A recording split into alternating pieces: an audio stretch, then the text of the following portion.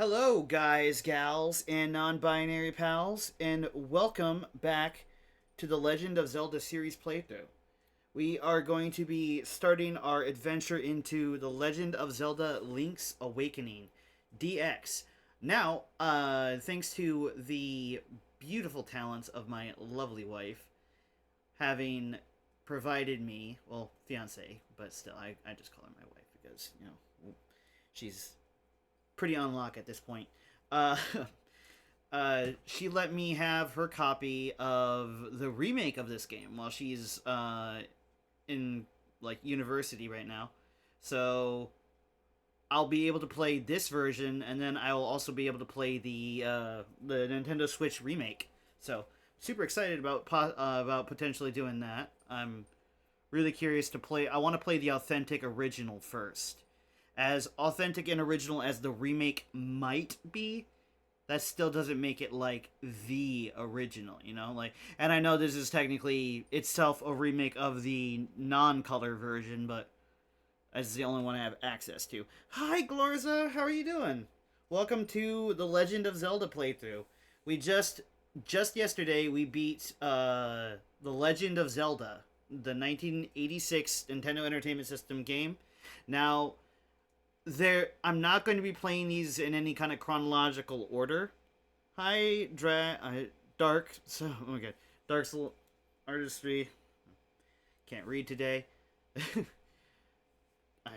Well, that's why my fucking glasses weren't on right. Hi, Tiger Lily. I hear you. My dog wants to be part of the intro. Oh, sweet. What are you coloring?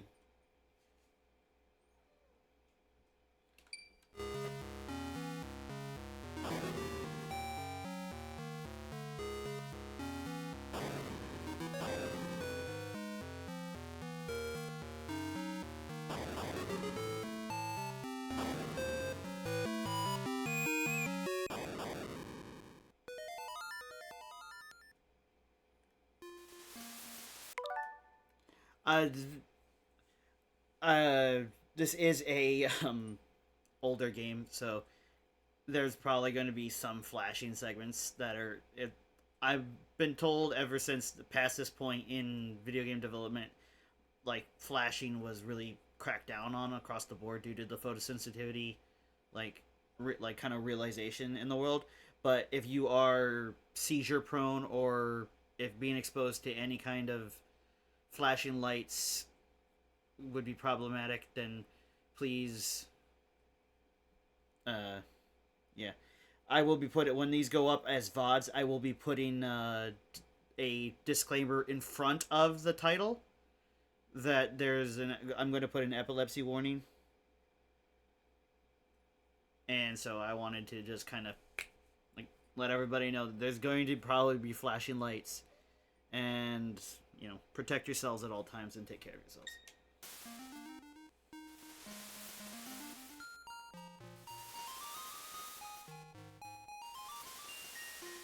Which game? Are you talking about Triple Z, or are you talking about The Legend of Zelda?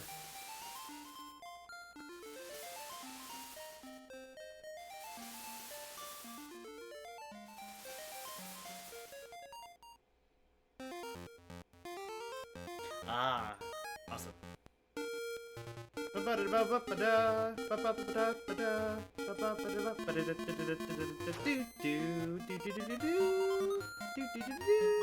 I love this music. It's fucking awesome.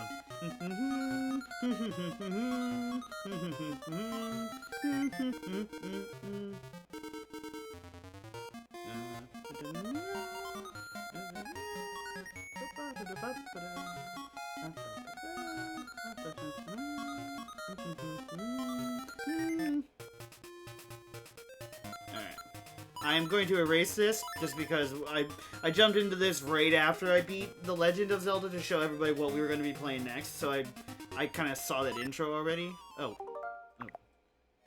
no, this is the start of it. Sweet.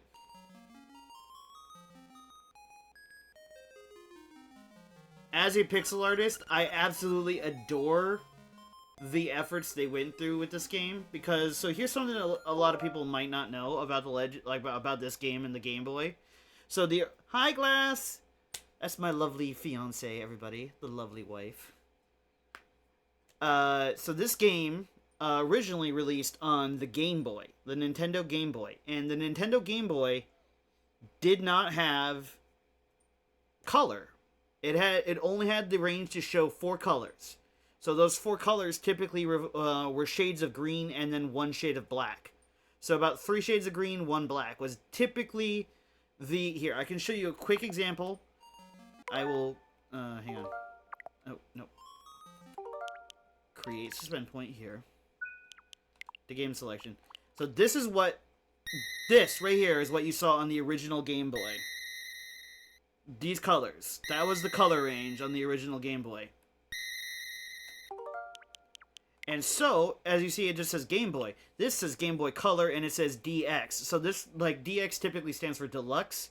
This version of the game, they added color into. So instead of, like, going, like crazy and completely remaking the game from the ground up, when they remade it, they just colored over the existing shades. And so the pixel placement is the same as it would be if it was limited colors. So, like, when we look at Link's sprite here, the green highlighting, is kind of still the same. It's just a much lighter tone and much more pleasing to the eyes. And I just think that's something that's really neat. Oh, shit. I need to also, because of the... Hang on, I gotta find my, other protective lenses real quick before I continue. So, hang tight, you guys.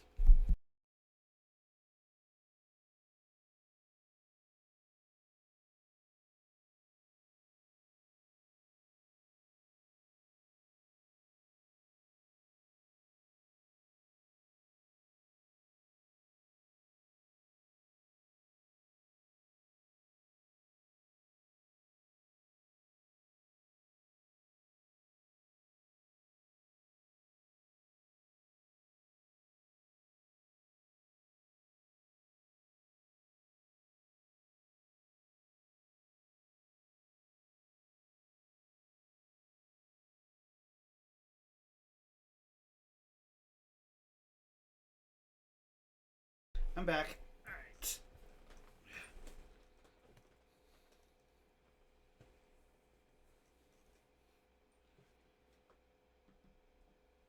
I'll wait till everybody gets out of ads.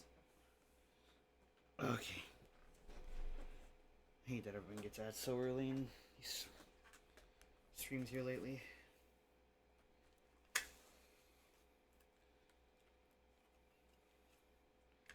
Alright, well, while that's going, while the ads are going, I might as well get everything else kind of situated and set up.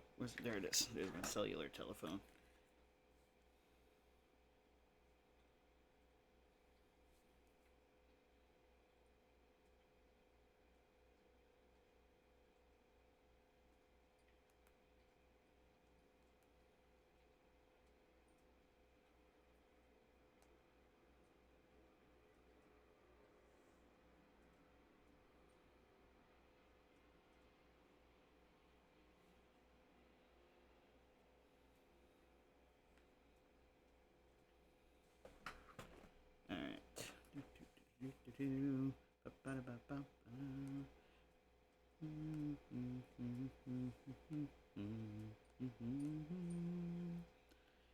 Okay, welcome back. Sorry, I didn't want to continue on without you guys when you guys hit the first wave of ads because I just got back. But yeah, to kind of what Glorza was saying, to have the talent and go in, and like fully, kind of, what's the terminology here, to fully kind of color pixel structure and ads and like not ads, but I just read that from looking at the screen. Lordy, I'm all over the place. Let me take a minute and kind of center myself.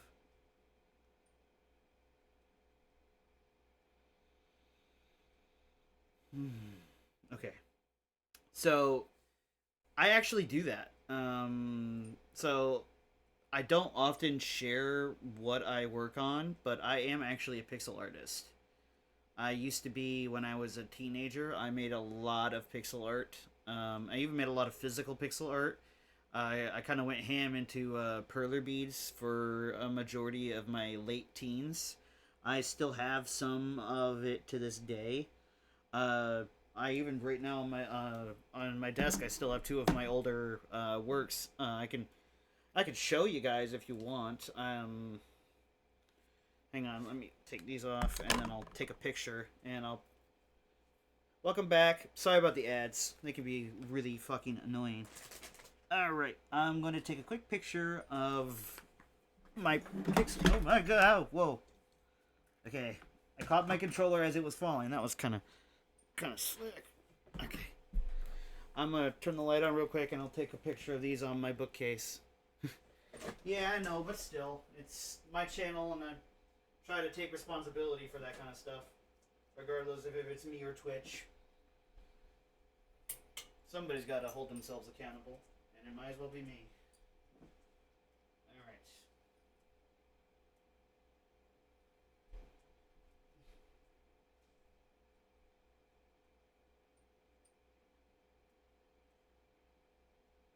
Okay, so if I take this,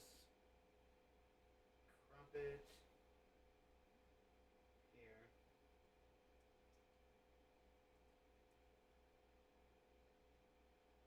Okay, save that one. Now, mind you, these are much older works to what I normally do. And they're done, like I said, on perler beads. So, perler beading, for those who don't know, are you place these little beads down on a flat tray and you can make pixel art with them because when you melt them, they melt into a flatter, squarer shape, thus turning the circular beads into a pixel, basically, on the bottom. Or on the flip side, you can look at it in like the circular pattern, kind of like the paint dot paintings. So, let me see. I'm going to post it on Twitter real quick, and then I'll share specific DMs. Oh, I even actually made a pixel art of that one. That one, the original design of that emote is actually not my artwork. That is my artist. Really liking the newer model, by the way. It looks really alive. Oh well, thank you. And I mean, it is new. It's only been like what 2.5 months with it so far. So for a lot of people who, aren't always able to watch all the time because that's unreasonable to expect. I mean, it is quite new, so I really, really appreciate that. Fuck yeah, that's awesome. I love pixel art. It's so fun to engage in. But here, I'm gonna post these on Twitter real quick, and then I will DM. Well, no, I'm gonna post them on Twitter, and then I'll just kind of, if you guys want to see, I'll just type old perler designs from my teens. Miss doing these.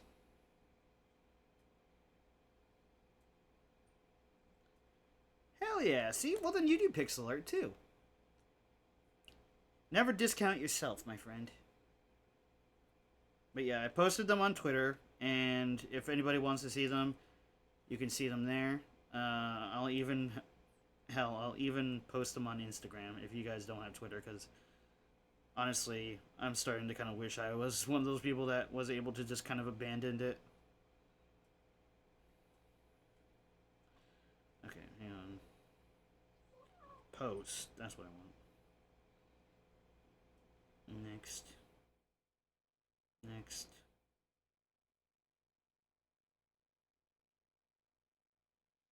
Alright, and then I'll. Next. Next. And share. No, yeah, no, I absolutely understand. The only reason I stayed was a personal policy of mine where I try to be one, I always try to be a good person, but I try to be kind of a safe space in places where there aren't a lot of safe spaces. And as you could probably imagine, Twitter is kind of, well, not kind of, it is chaotic and rough. And I was part of Twitter since before, well, since it was Twitter. And so I've got a large following there, and I don't want to abandon them. You know, some people feel like they have a big following, so they can't like leave. And oh, that's awesome. I gotta catch up on chat in just a second, but yeah. So I kind of equate it to like a captain should go down with their ship kind of mentality, where it's like unless it gets to a point where it's like it's too far gone and I have to, for my own safety and like mental health, have to leave it, then I will. And I'm not as active on it as other social medias now. Oh, thank you, Glorza. I just saw the notification pop up. I really appreciate that. But I genuinely just try to make it to where others don't feel like they're abandoned, because you know I'm also on the neurodivergency spectrum, so like it's one of those things where it's like a lot of my people are kind of there, and I don't want to leave them. You know, somebody's got to stay and keep the peace, kind of like an old sheriff in a dying town. You know, where it's like in a western, where it's like I'm might not be the best and I might not be the greatest person ever, but I still kind of want to hold the line and make it to where others still feel like they're welcome and safe. And nobody should feel like they're not welcome and safe on a social media platform. You know, the whole point of that as a construct is social, like, connection. Like, you shouldn't feel like you're the enemy. And that's a big thing I hope will go away in the next couple of years. I hope these rocky waters...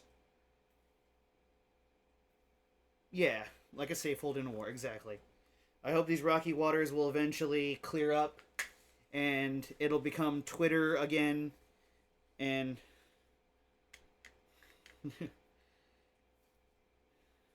yeah, I could tell by that line. We were talking about something a little serious, but I understood you probably just got here and just heard that and played a bit.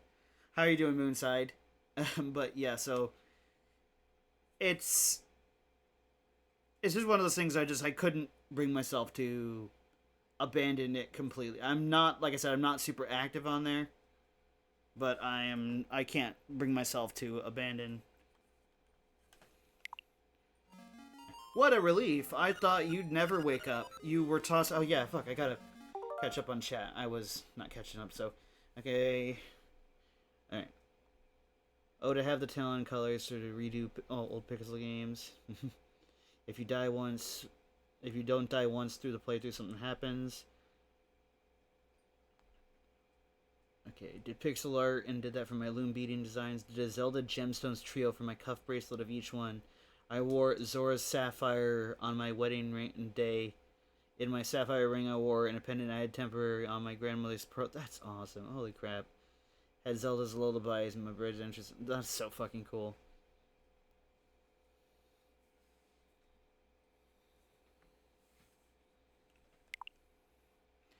You were tossing and turning. Oh, hang on. I thought you'd never wake up. You were tossing and turning. What? Zelda? No, my name's Marin. You must still be feeling a little woozy. You are on Koholint Island.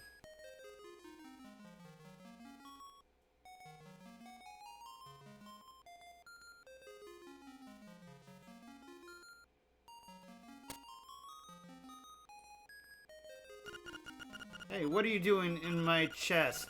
Where'd you learn to do such a thing? Oh yeah,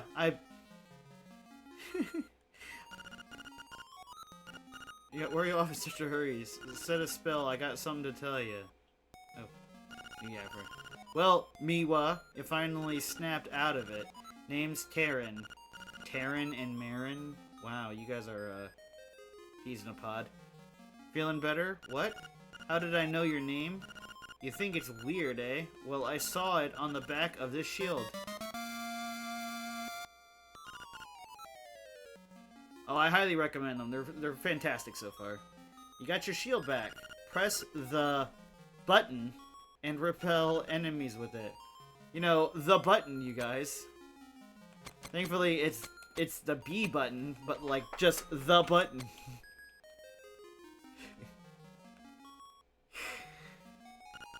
Wow, this looks pretty heavy. You won't be able to lift it with just your bare hands. The button, you know, the one and only button. Oh yeah, I think it's this one. I saw this yesterday, and it immediately said, it's like, this is me with my fiance. Mewa checked the chest. Wow, this is a nice chest.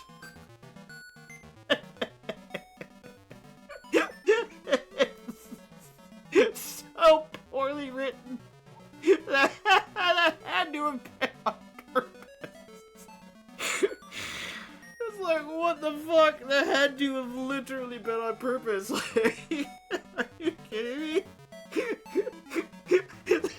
Either that or the translation guys were like, dude, watch this. They are nice. It is a very nice chest, I will say.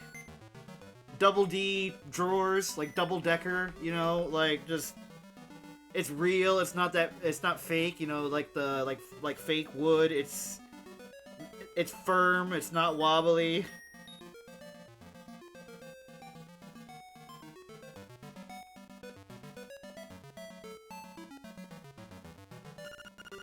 Bring, bring, hello, it's me, Eularia. Ask me about anything about the island. If you get lost, give me a call. Bye, click.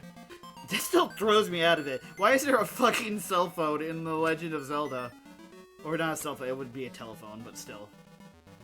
The one time I don't say cellular telephone, I say fucking cell phone to a telephone. Yikes.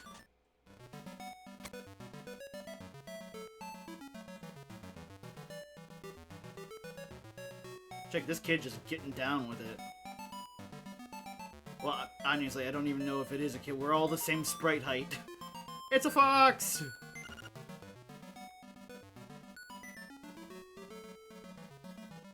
Cell phone, telephone.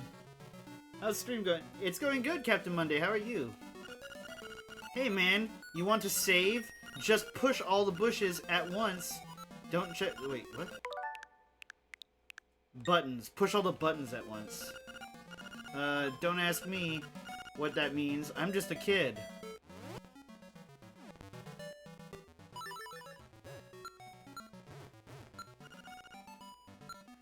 Oh, look at the map. It's a grid. It literally is a grid system.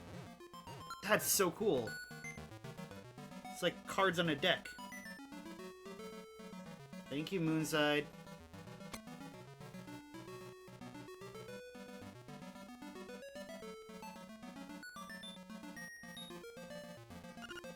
Yahoo! I'm fine, and you?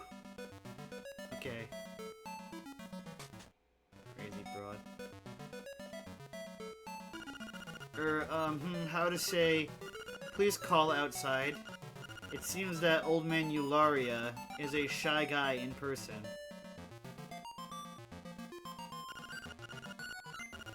Another nice chest! Wow, all of these chests are nice.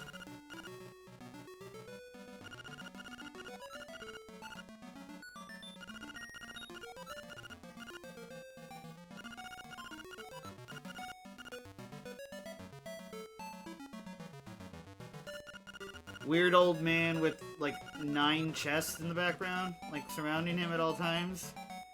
This guy's just Hugh Hefner, isn't he?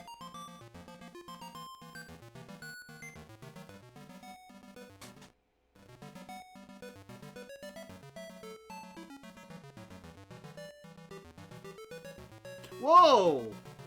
What the fuck? That's a Mario enemy.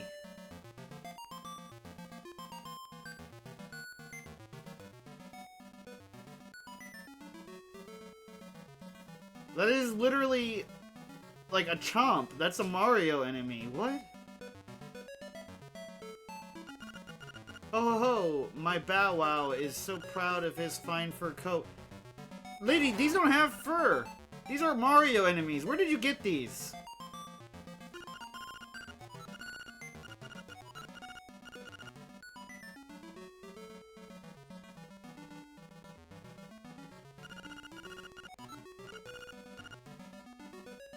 Oh, they're chain chomps. Okay. I don't know the official names of these guys, but... Like, what the fuck? That's just the most random-ass cameo I've ever seen in a video game. And, like, it's just natural, like, nobody's questioning this shit.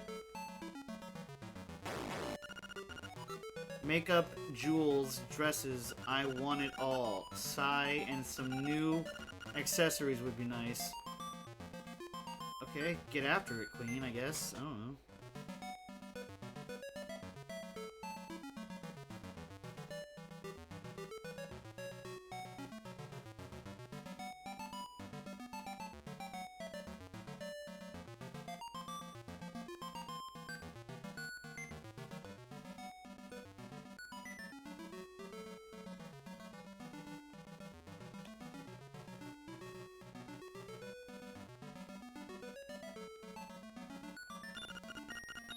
Well, it seems that after you save, you will start at the last door you went through.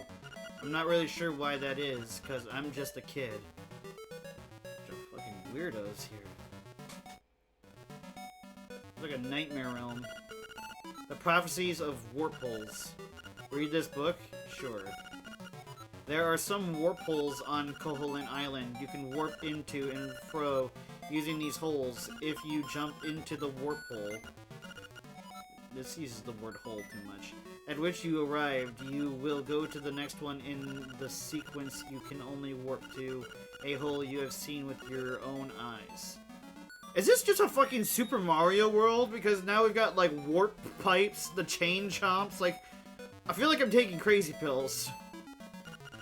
Fun with bombs. What? Fucking... excuse me? Fun with bombs? Sure, read that forbidden knowledge. Link's on a list now. After you put a bomb down, you can pick it up by pressing the button again. You can then throw it by pushing the button one more time. Did you know that? That's... okay. Atlas of Koholint Island. You can move the cursor and look up the name of a place. Do you want to look at this map? Sure. Whoa.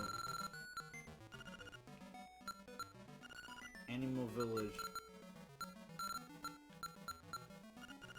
Windfish's egg. Oh, I was hoping it was like a fucking dragon. Weird. Mr. Right. Crazy Tracy's health spa.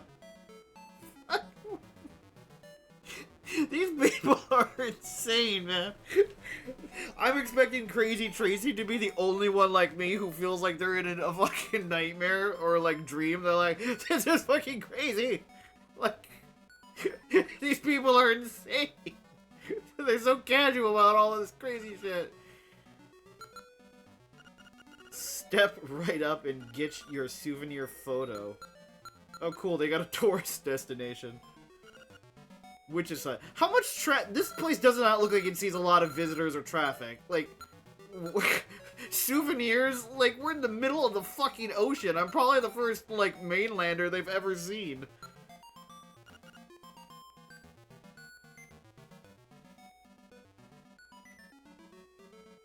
No, I would totally go into I'm sorry, if there was a spa called Crazy Tracy's, I would brave it.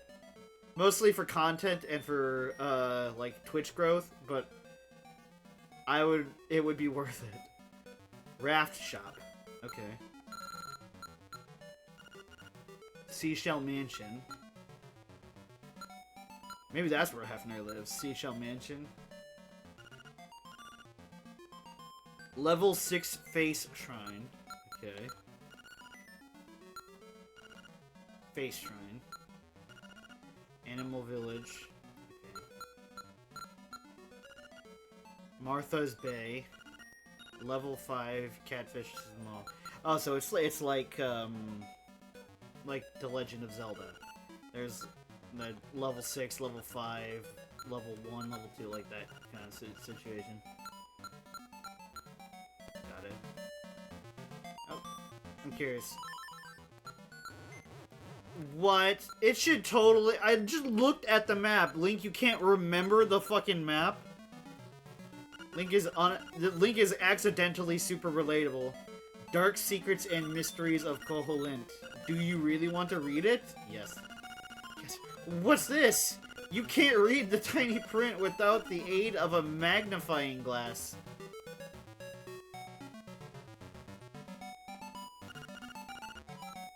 Nah. I am going to delete that just because that's a, you know. How do you delete messages on the new...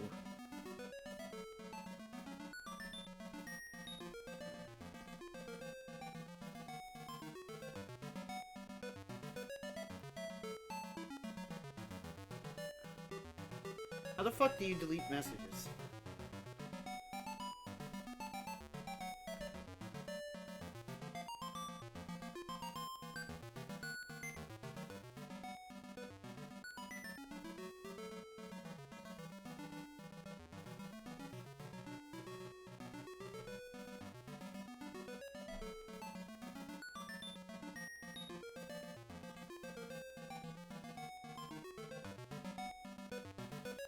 Right now I can't delete messages on Twitter, on Twitch anymore. Could a moderator delete the dementia comment, please? Sorry, this is a topic I have to deal with because my grandfather has dementia and he lives with us, and I just don't like when it's kind of made light of. I know that wasn't the intention behind that, but I don't want to see that, if it's okay. How to handle your shield like a pro. Read this book? Yes.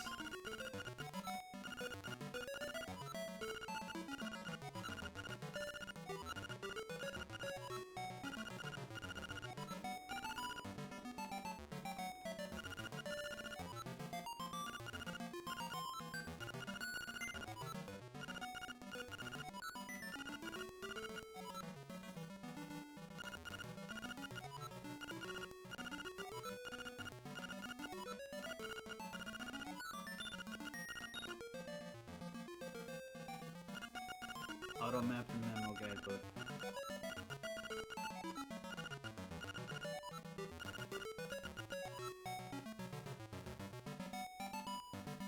Welcome back, Lorza.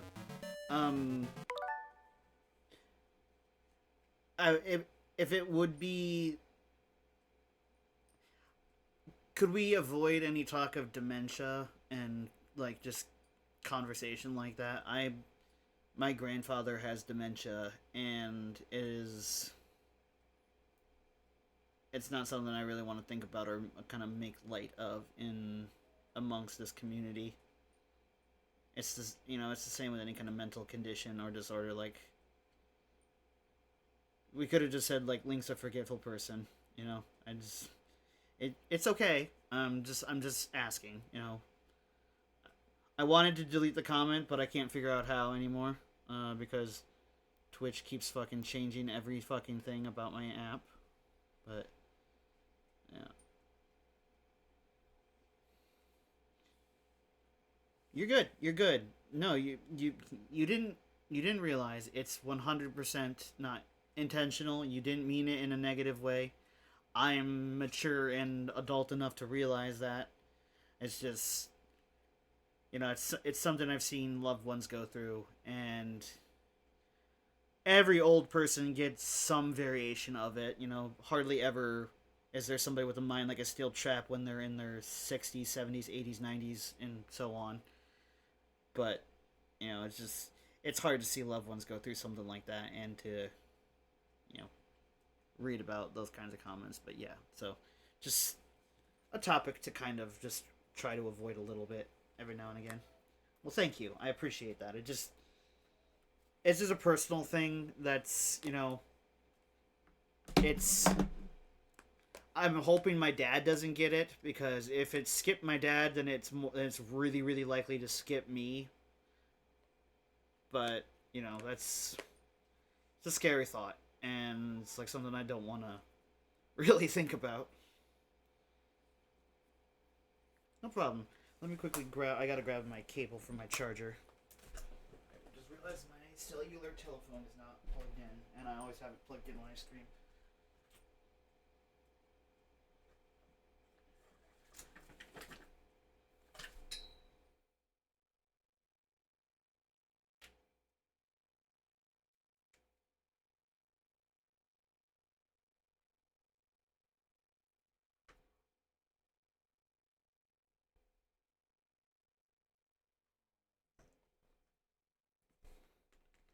Yeah, being out at night by yourself can be scary, especially if you're by yourself. No matter who you are, but especially for any women out there, it's gotta be even scarier.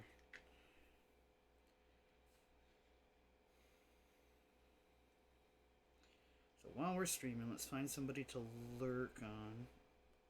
Okay.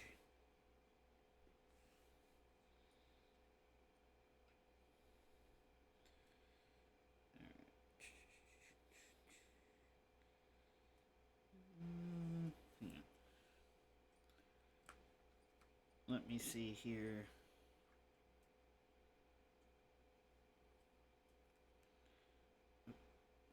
Okay, we got here. Gonna quickly post my sponsor link real quick, you guys.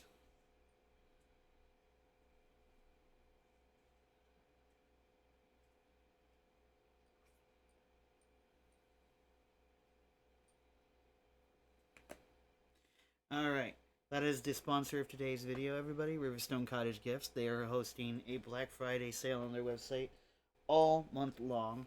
That is where you can find any of my merchandise, as well as their own 3D printed crafts, goods, and as well as the work of the master beadworker beading with PTSD. So definitely consider checking them out, and if you use the code MEWA15, you get 15% off store-wide. So just something to consider if you like crafty stuff.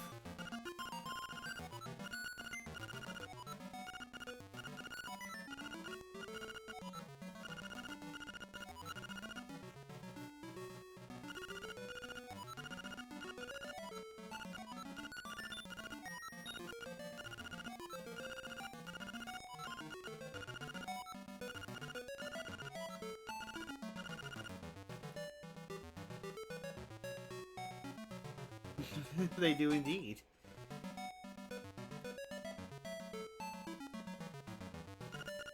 Oh, a little fun kind of collaboration. I was loosely commissioned by Beating with PTSD to rework some pixel sprites that they weren't able to convert into peyote stitch patterns.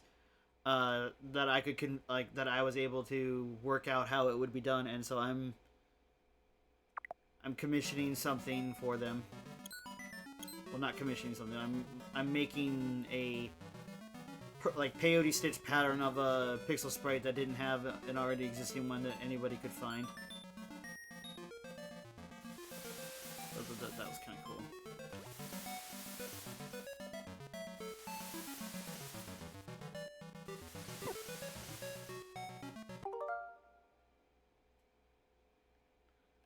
Fuck yeah, that's awesome.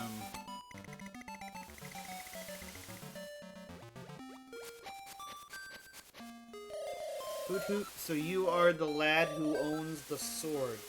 Now I understand why the monsters are starting to act so violently. A courageous lad has come to wake the windfish. It is said that you cannot leave the island unless you wake the windfish. You should now go north to the mysterious forest. I will wait for you there. Do do do do do do. It must be yours because it has your name engraved on it.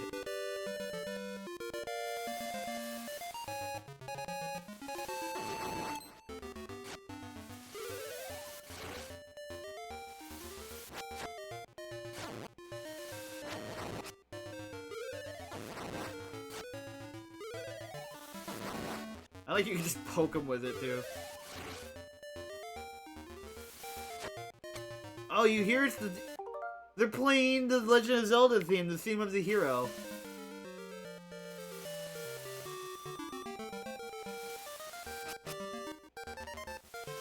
But it's like remixed a little bit to be a little bit more like tropical.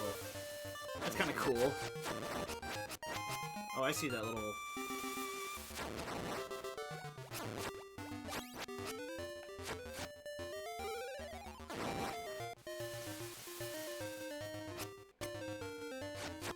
Fun fact, Moonside Princess also makes music similar to this. She's a game developer, yo. This looks pretty heavy. You won't be able to lift it with just your bare hands.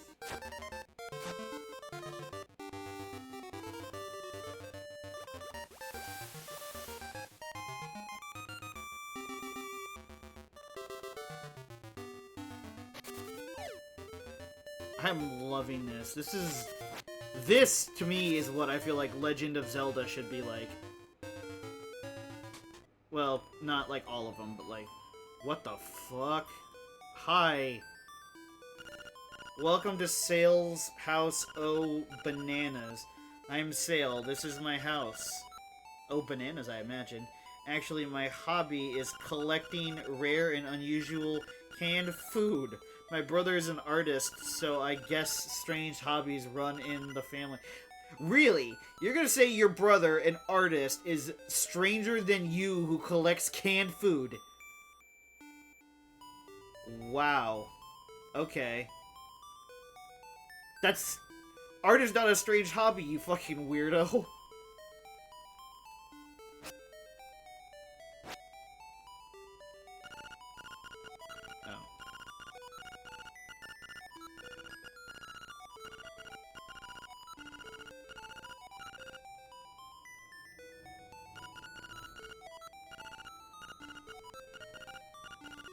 I wasn't trying to lift it, I was trying to smash it with my sword.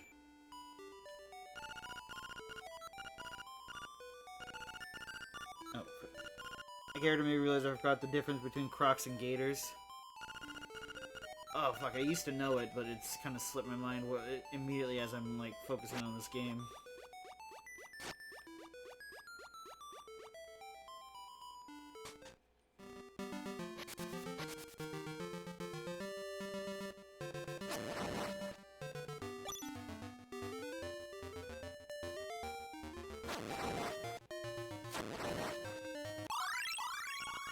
You've got a Guardian Acorn. It will reduce the damage you take by half. Oh, okay. The motherfucking chipmunks are taking all of our Guardian Acorns and we don't even realize it. What kind of bullshit is that? No wonder those motherfuckers hoard them so much. They don't want the humans having Guardian Acorns. Could you imagine that? I like just completely pivot into like that as an actual conspiracy theory.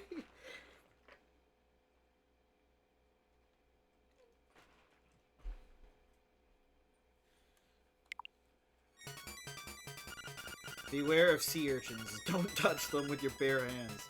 No shit. Those are Octorocks, right? I'm pretty sure that's what those guys are called.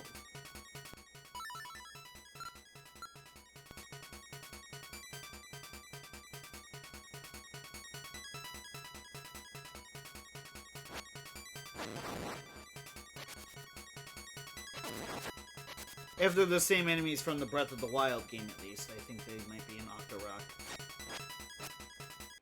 Alright, I should create a suspend point.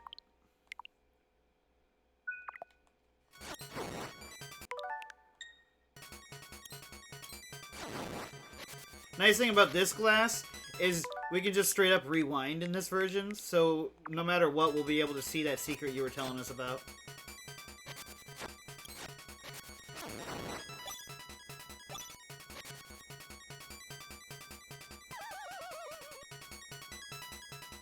Oh. Man, I thought there was gonna be something cool in there. Shit. pressing the wrong buttons.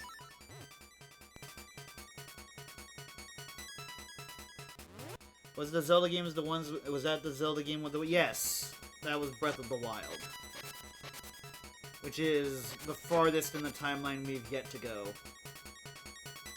So there is actually a chronological timeline to the Legend of Zelda games.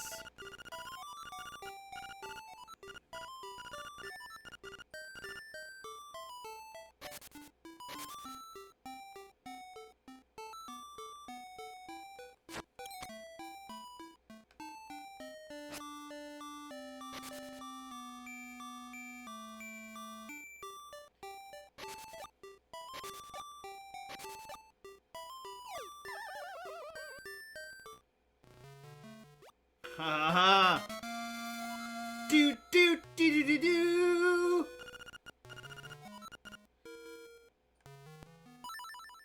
Okay, select would be this one, I guess.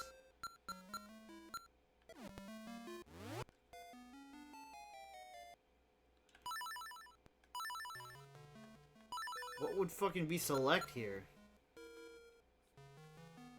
Oh. Oh, okay, so I need 3 more to get 1 extra heart. Alright.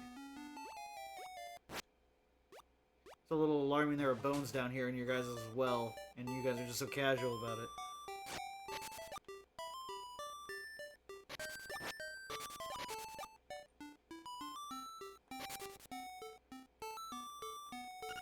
Mysterious forest.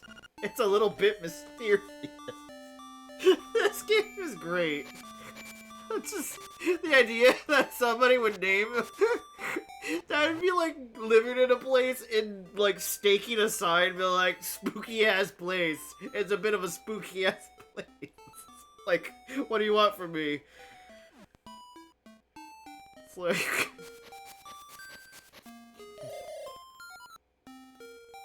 oh, it is very charming. Oh boy, oh brave lad.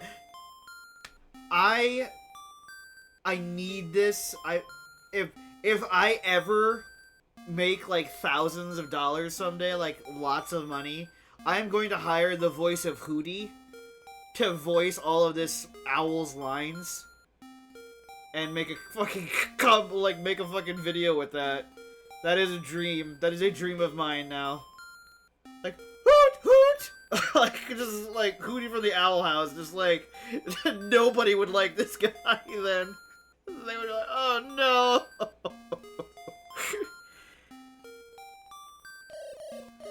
Quest to wake the dreamer.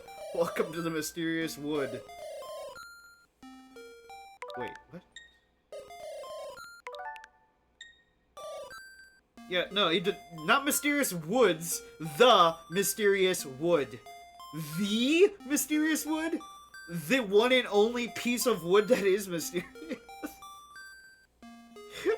I love translation errors so much. It's like they could have changed this.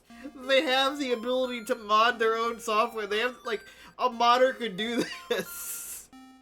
Nintendo was just like, ah, fuck it, just keep it. It's part of its charm. And that's so fucking brilliant in its own way.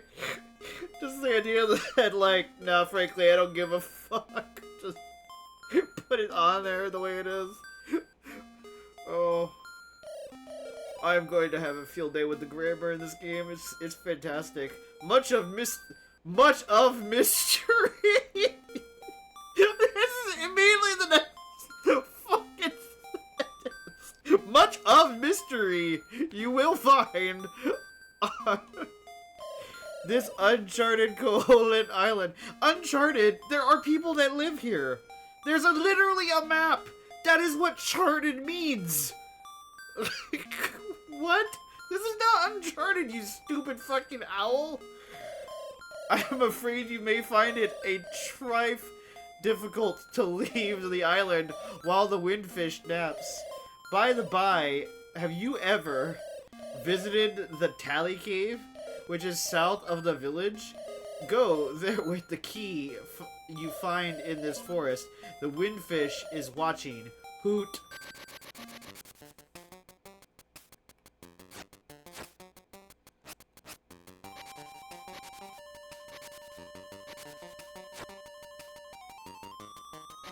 I keep expecting to like walk into this high grass and to be immediately taken into like a fucking Pokemon battle, like dun dun dun dun dun, and we're just like all of a sudden like Moblin Greg wants to battle, and some shit like that happens.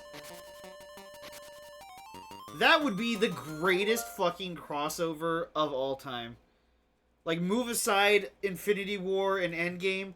I want a non-canon spin-off deliberately that is Pokemon and the Legend of Zelda. Link is a Pokemon trainer on a quest to become like an elite gym trainer and to challenge the mighty Ganon, the greatest Pokemon champion in the region, and then take on the championship to become Hyrule's champion and all of that shit. And it's literally just a Pokemon game, but like with all of the Zelda characters and like the music and mixing with Pokemon.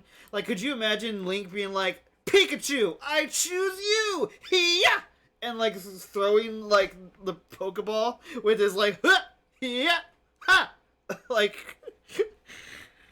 That would be awesome. I fucking want that now. I want to see Link as a Pokemon trainer so badly.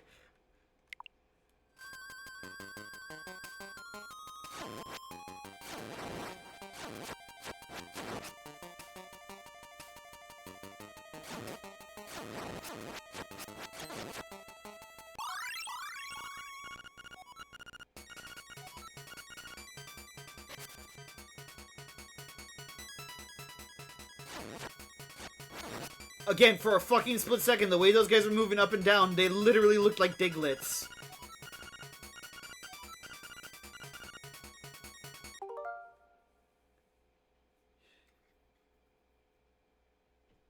He just goes, yep, ha, yeah. It would really be hard to get a read on Link unless he was Toon Link. That guy has all of the expressions. Yeah, it's just like, ha, ha. Yeah, and that's like his like the Challenger Ganondorf says like a fucking Randy Savage style intro. Then they're like, what say you, Link? Like Hyrule, like Hylian contender. Yeah. Just like that's it, and they're like, that was Link about to die. It's just like. This tiny little guy against this fucking Dolph Lundgren like tower of a man, like I don't know why that image is so hilarious to me. Just Link just not knowing how to speak, but just guttural like grunts and noises of affirmation are his whole like I am Groot language. Oh. It'd be even greater if it was just Link transported to the world of Pokemon, and he actually does speak, but he speaks Hylian, and it's not even remotely a language in the world of Pokemon, and he just straight up sounds like what I imagine, like, Cantonese sounds like to a deep southern, like, never been out of the woods of, like, Tennessee kind of person, where it's just like, I can't even fathom the vowels you're saying. I can barely speak English in my own fucking country. It's like, that would be so amusing to me. Because I literally, and you guys might be thinking like, oh, that's ridiculous. That's such a parody joke. I literally knew somebody. I've lived in the South for a few years now. I knew somebody as a teenager who literally didn't know that there were more versions of different languages than like the basic ones they taught in school. Didn't know there were differences in Chinese to Korean to Japanese.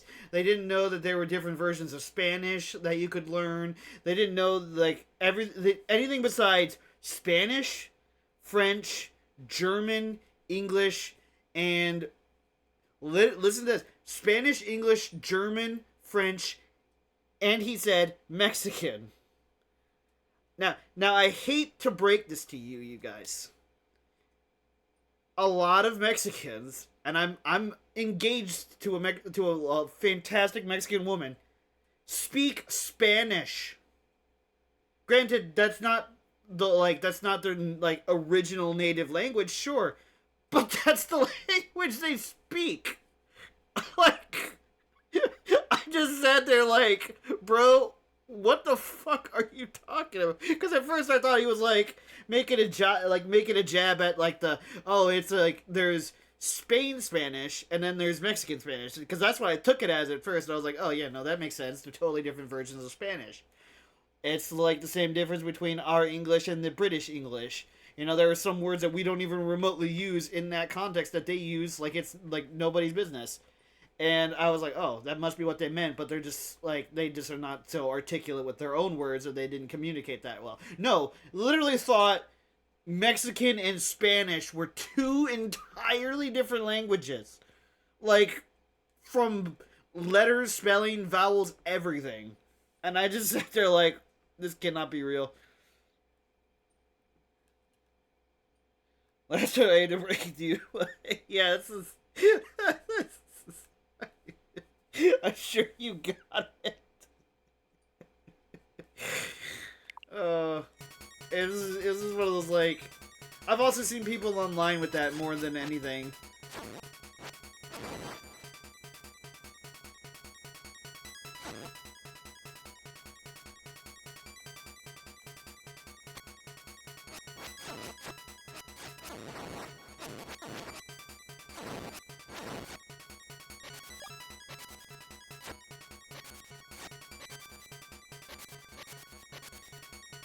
Now, as I knew, I didn't know them personally, but it was like on like Snapchat video and shit like that. Like,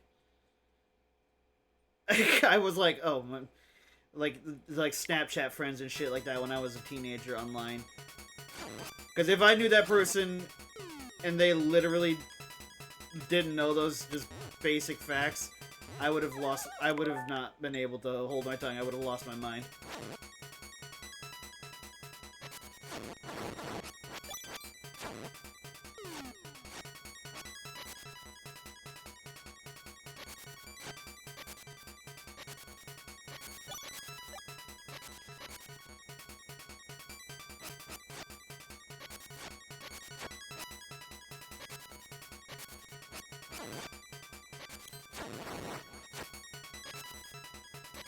You want to know something that's even funnier on the topic of Spanish?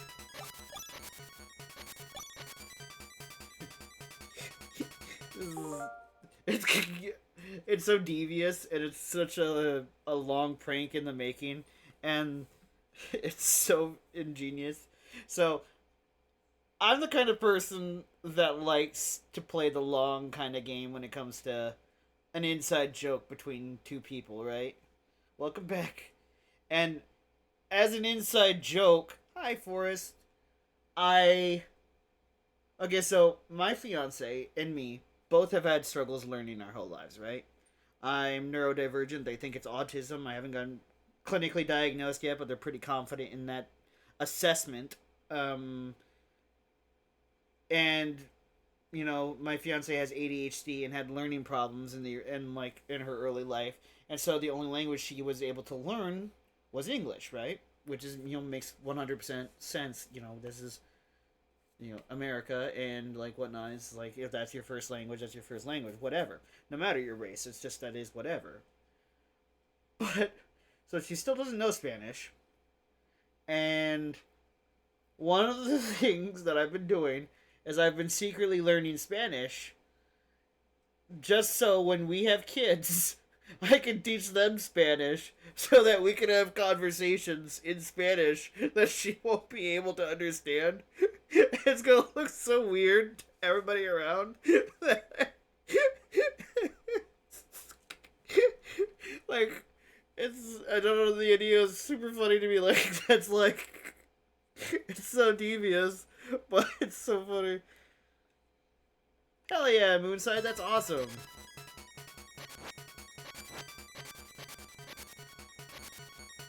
It is funny.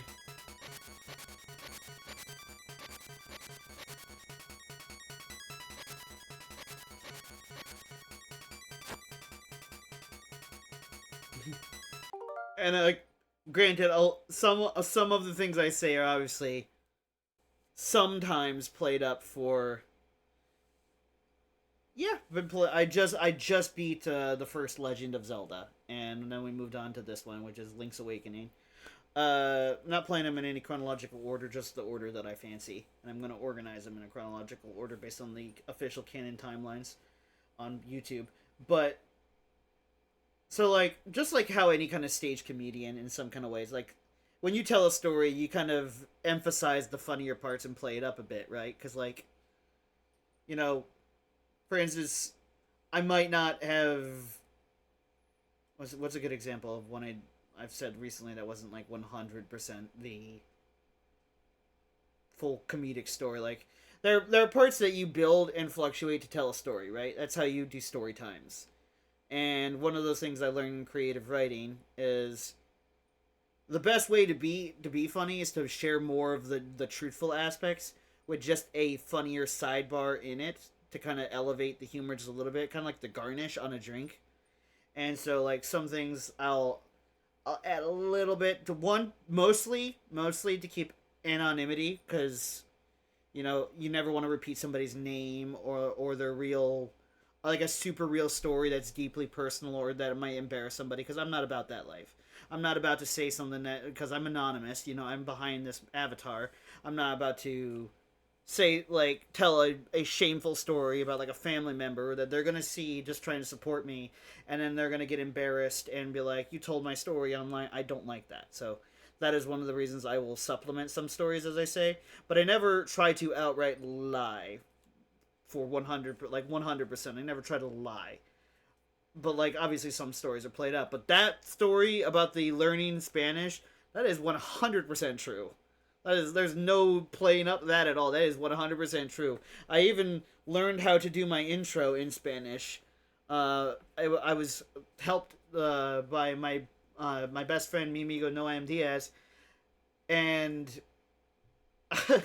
so it's the usual intro I will is, hello guys, gals, and non-binary pals. My name is Mewa the Fox, and welcome back to, or what, like, to whatever game I'm playing, or sometimes in the original it was welcome to my channel. So it's hola chicos, chicas y amigos no baneros. Mi nombre es Miwa. Welcome. Like introduce game. Like I'm actually learning Spanish, and that's probably not great Spanish either.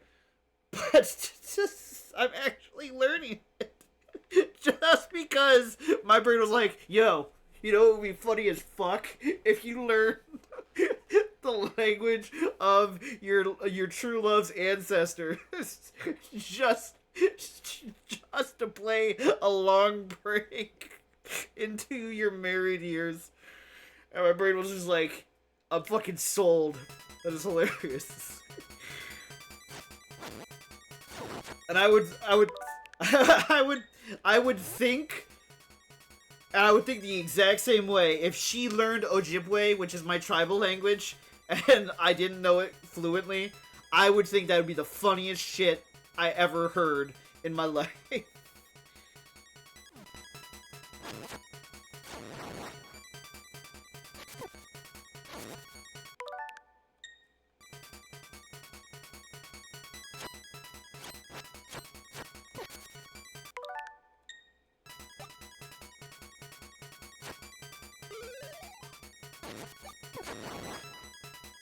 Okay, I'm not hurt.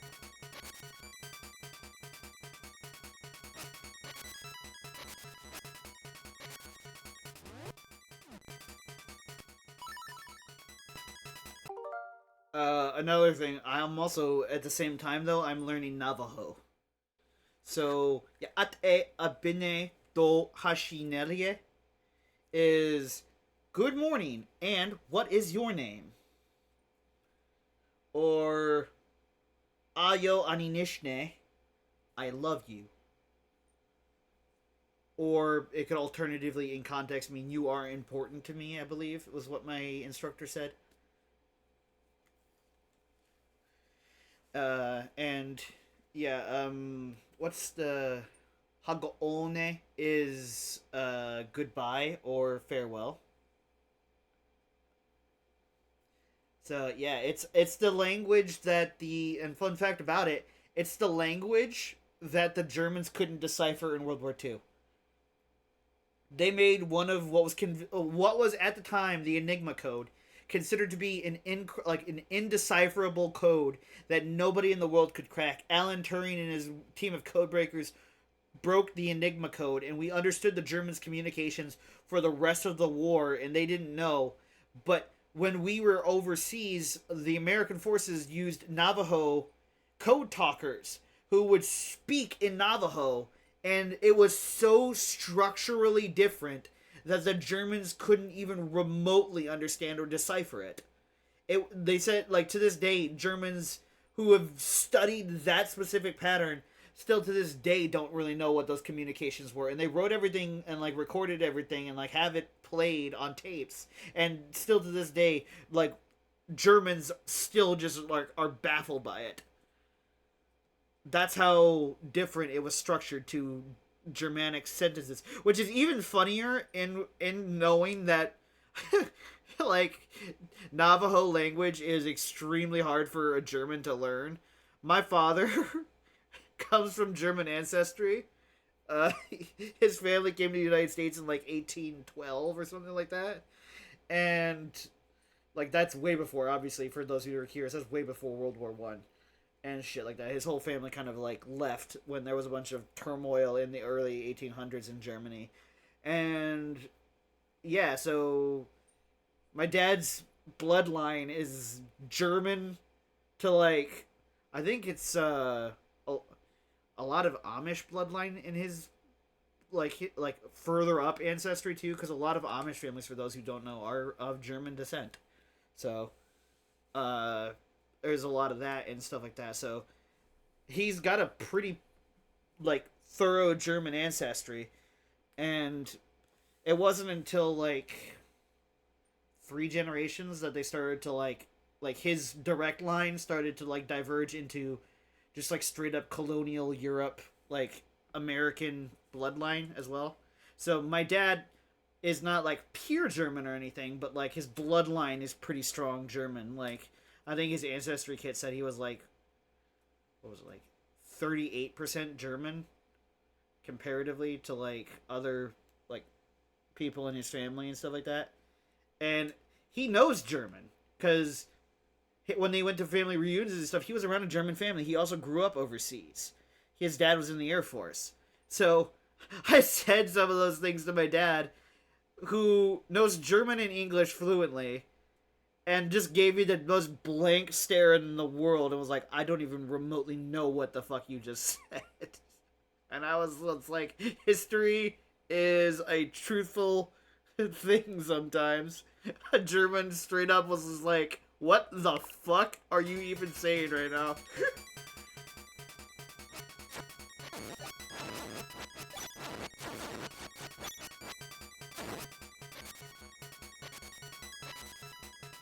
Just a little fun fact that I thought I would share with you guys.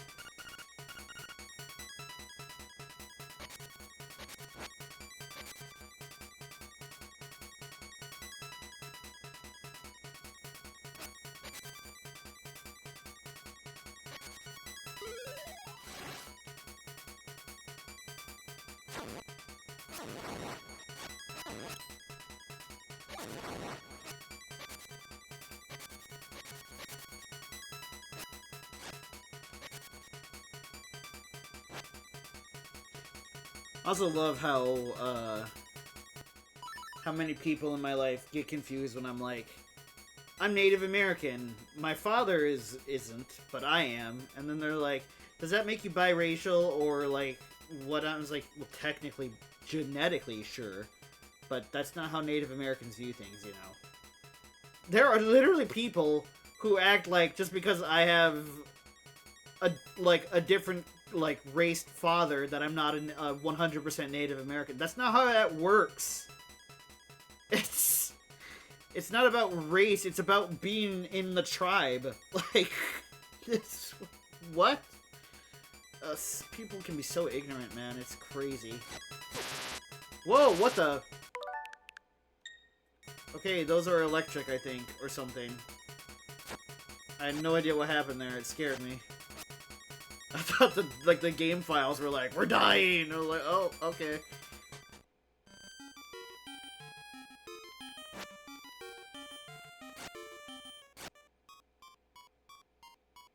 So did I. I was so scared. Double toil and trouble. A toadstool mix makes powder for tricks. What? Alright, keep your secrets.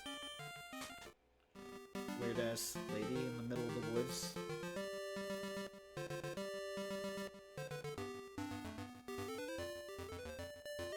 I love the overworld theme here.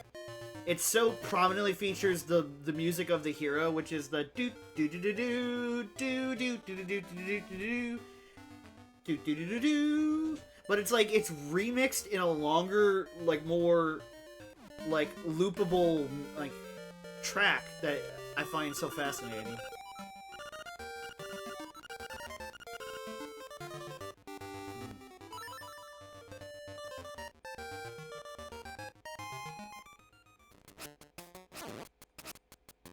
One thing that I really, and myself and a lot of people are pissed off at Nintendo for.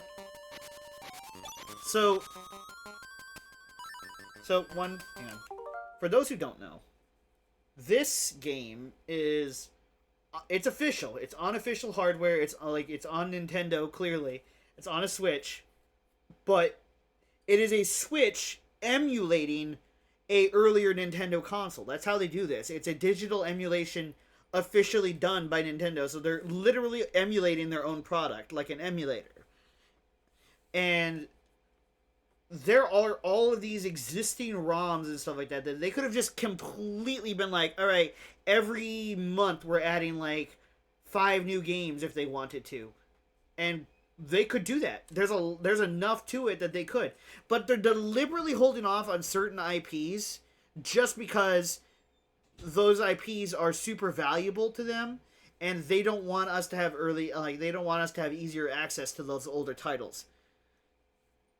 And just to paint a picture here, imagine the amount of people who would pay for this service if they could officially play Pokemon Red, Yellow, and Blue, Silver, and Gold on the original Game Boy, and then, or I think also Crystal, and then go to Sapphire, Ruby, Emerald, Fire Red, Leaf Green on the Game Boy Advance, and then they could even, for the Switch 2, they've already said, like, for some reason, they've denied Switch 1 users from being able to play GameCube games if you have the expansion pack subscription, just so that they can kind of get you to play stuff on GameCube. Which is like, that's cool that they're putting GameCube games on the Switch too, but there's like 4 right now. There's 4 fucking GameCube games. Do you realize how many files that they have and how much access they have to they can legally take down a ROM site, take all of their Nintendo property, right? All of their property, reclaim it, and just go through it, make sure it's all above board, and then re-upload it. Like, it's literally their property. They can do that. But they just don't. That pisses me off. Because, like, I don't want to get into legal trouble just to play an emulated game, so I've got to go out of my way to pay like $150 for a fucking Game Boy Advance game just to play a Pokemon game that many people consider the very foundation of the franchise.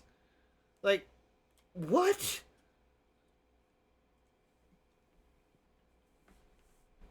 It just, like, it pisses me off. Because it's like, I love collecting these things.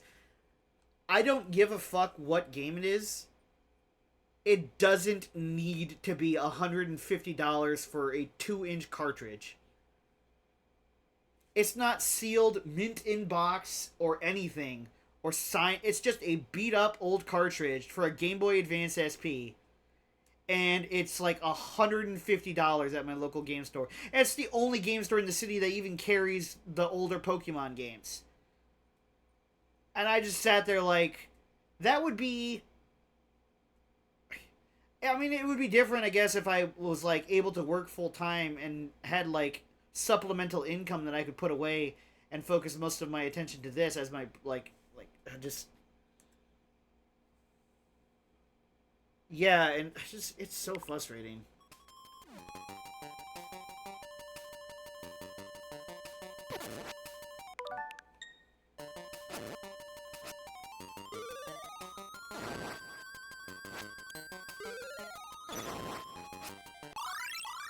Sorry though, I'm really passionate about media preservation and the fact that Nintendo deliberately, like, here, I'll show you. They do have Pokemon games.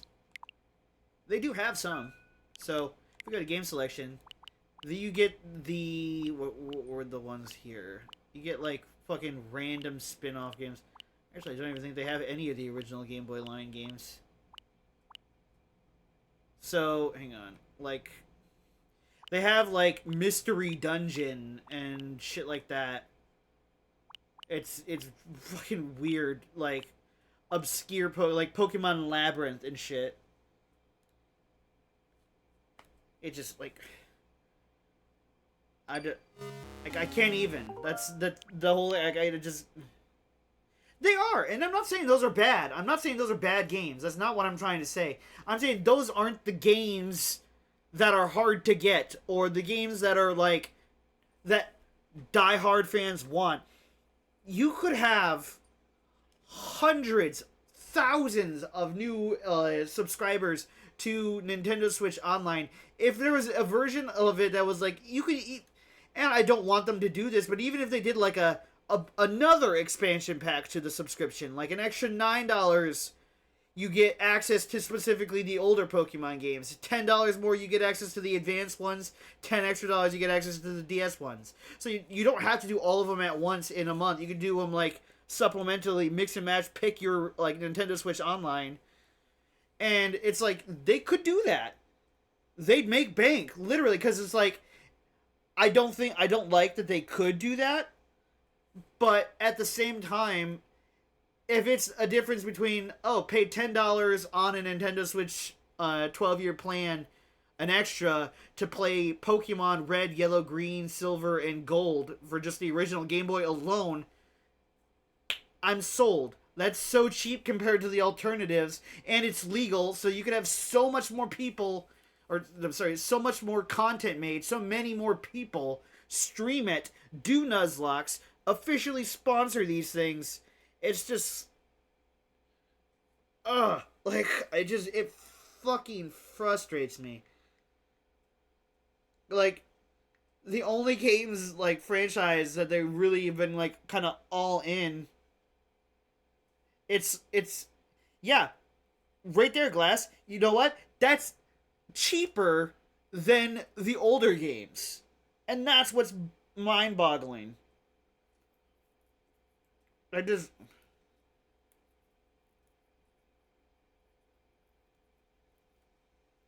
Yeah, emulation is bad. But, with shit like that, Nintendo, you're only asking for it. I've never emulated anything like that, and I never will. But literally, Nintendo, you are asking for these problems if you're not providing your diehard fans a legal, payable way to play these games.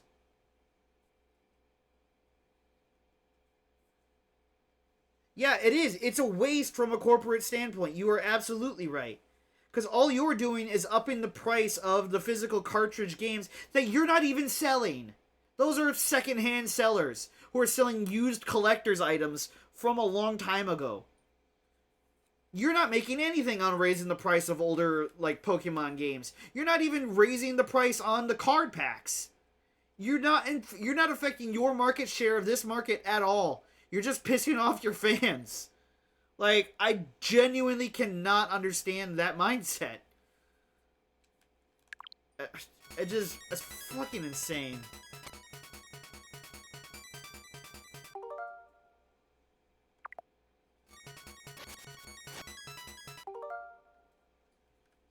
Yeah, that would be different. That would be something I would actually fucking pay for, though.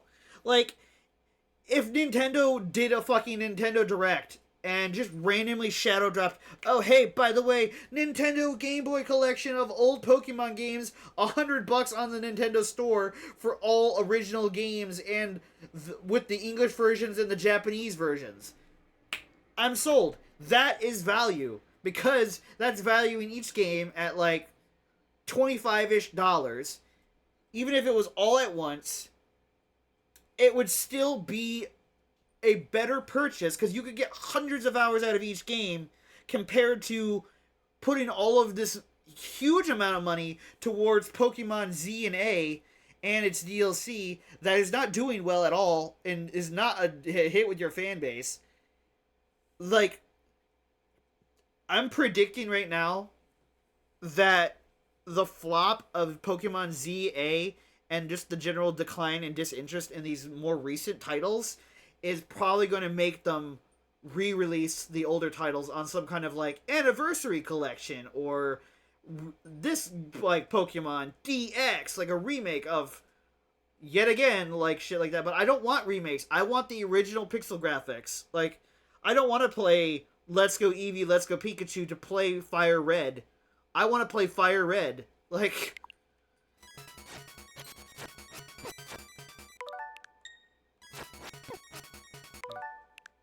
and it would save time. It takes a lot less to sell something you already have. Yes, exactly.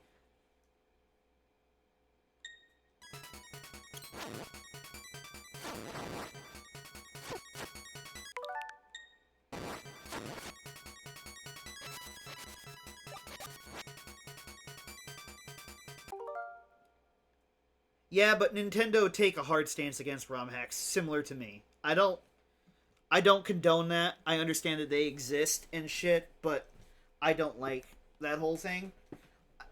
However, riddle me this. Nintendo, you made Super Mario Maker. Huge game. Absolutely exploded. Huge stream game. Hundreds of thousands of viewers all the time. It was huge with like Markiplier, Jacksepticeye, and all of them. If you made your original IPs into make your own versions of those games, you would kill a lot of those fan projects because now they would have a legal, thorough way to do it, and you would make money from it. You would give people the ability to keep your IP relevant for years if you just kept casually supporting it with events, updates, and shit.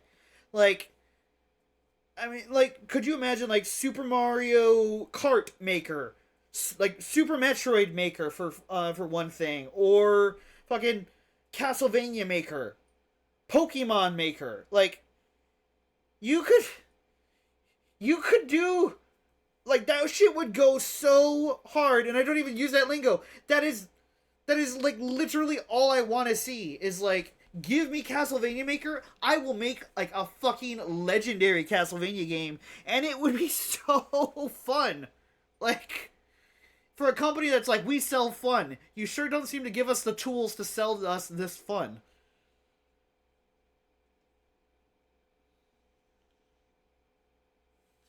Okay, let me catch up on chat, because this is, like, pretty heated debate, and I'm loving this.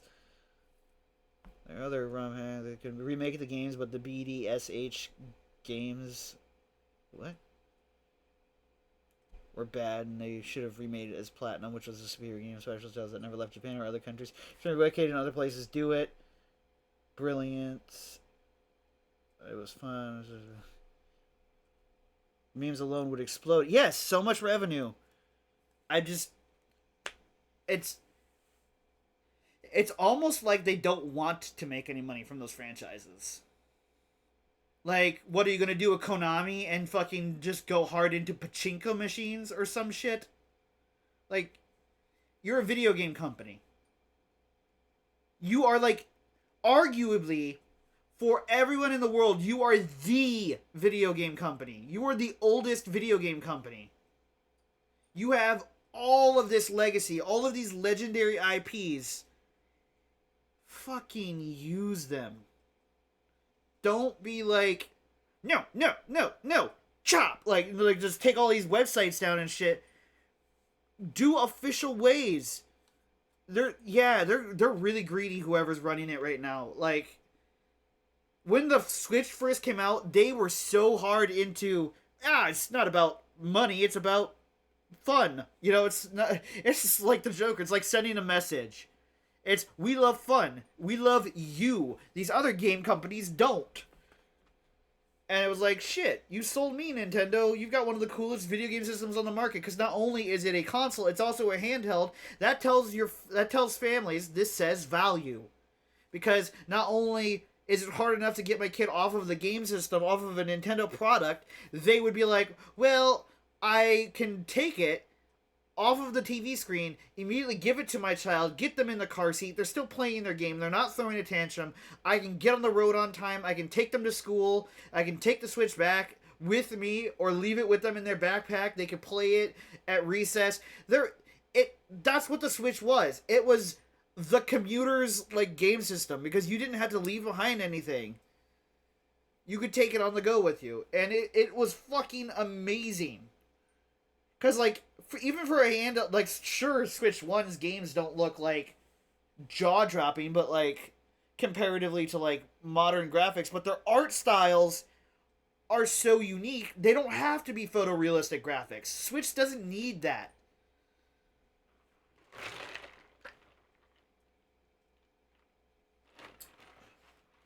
And you could, if my brother were here, you could ask him this, and he would tell you it's true. I told him he asked me, he's like, what do you think would be the biggest mistake Nintendo would can make at their current juncture right now in the gaming community? And I said, trying to compete with PlayStation and Xbox. They don't need to compete. That's not something they need to do. They need to establish that they're the ones who are making fun. Like the other two systems are competing for top dog over like photorealistic first-person shooter type games. Nintendo is the home of like indie games, passion games, fun games. That is what you are known for as a company, as a brand.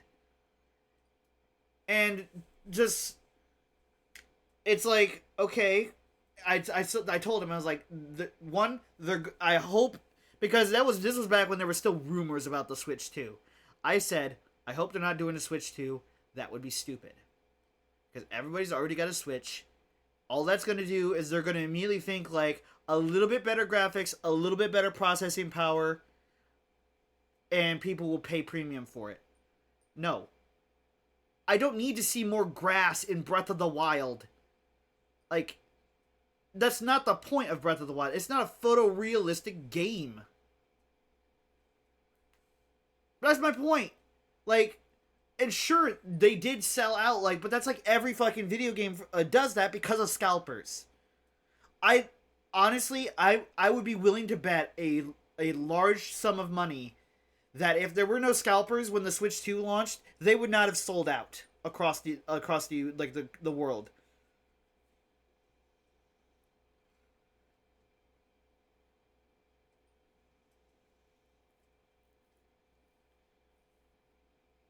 I don't know. I can't speak to that because I don't have a Switch 2. Yeah, there's like 4 or 5 games for it. And granted, they are making upgrades to current Switch games that I think is kind of cool. Like, they added new lore stuff for Zelda, like Breath of the Wild and Tears of the Kingdom. But here's the thing, you guys. Their journal entries, I'm going to tell you one thing that Nintendo doesn't want you to hear that you could literally do for free. Watch somebody talk about them on YouTube.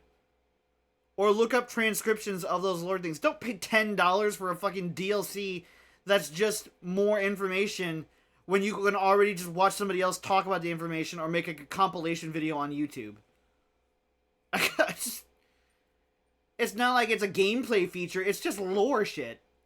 Like, it's just like, I'm bewildered by that. Because it's like, really? That's your DLC? Your DLC should be like more voice lines in game or better NPC dialogue, or like quest lines, more missions, more rupees, more items.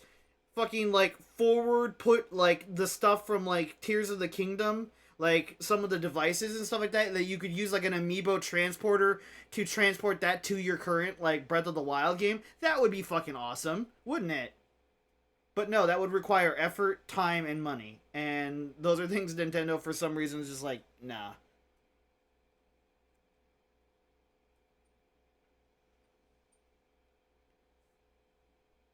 Yeah, I like Scarlet and Violet.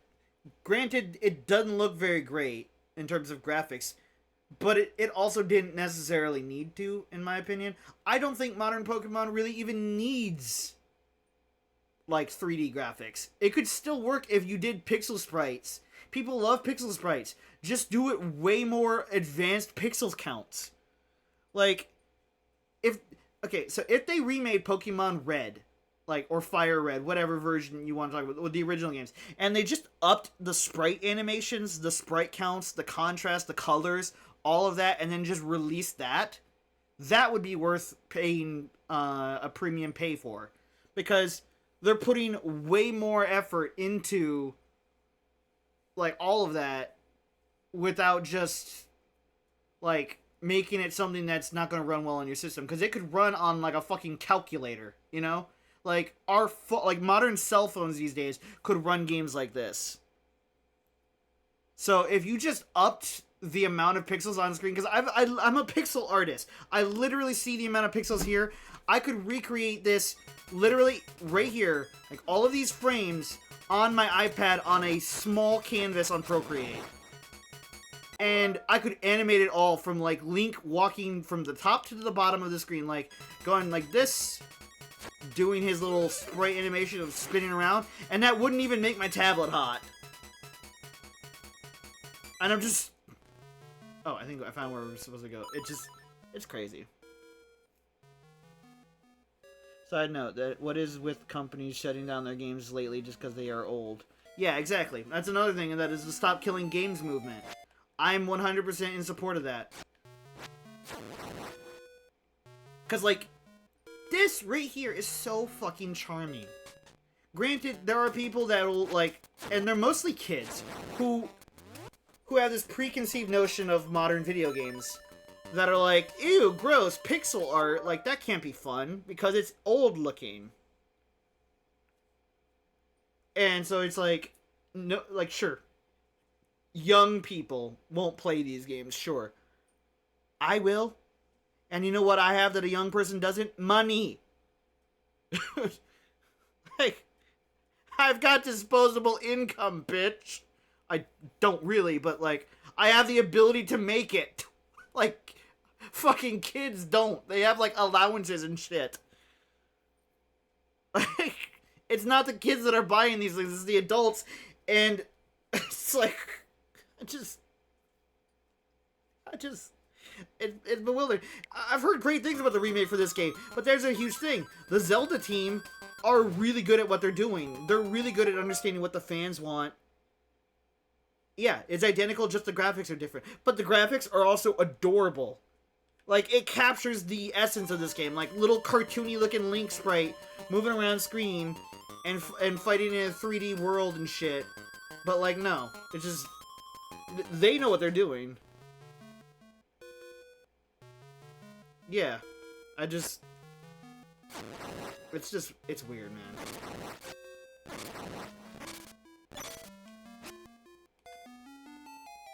Sorry, not sorry about the little, like, tangent. One thing my grandma taught me is always speak your damn mind.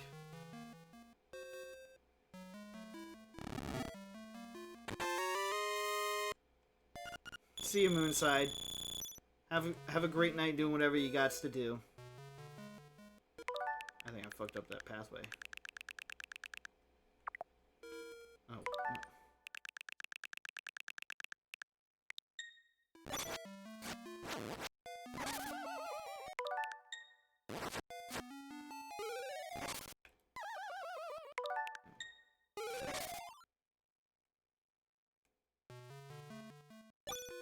Okay, yeah, so they only break if you stand on them too long. Got it.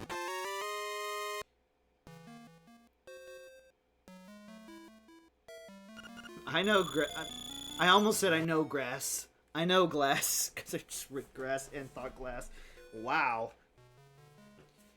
I feel like people who would watch this as a playthrough on YouTube are gonna be like, get on with the gameplay!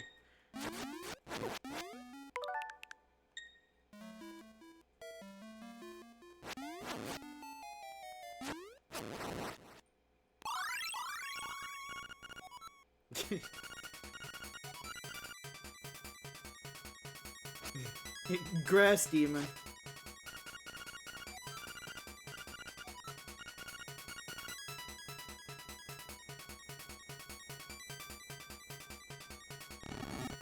Well, Glass Demon has a grass story that she could share, but I doubt she will.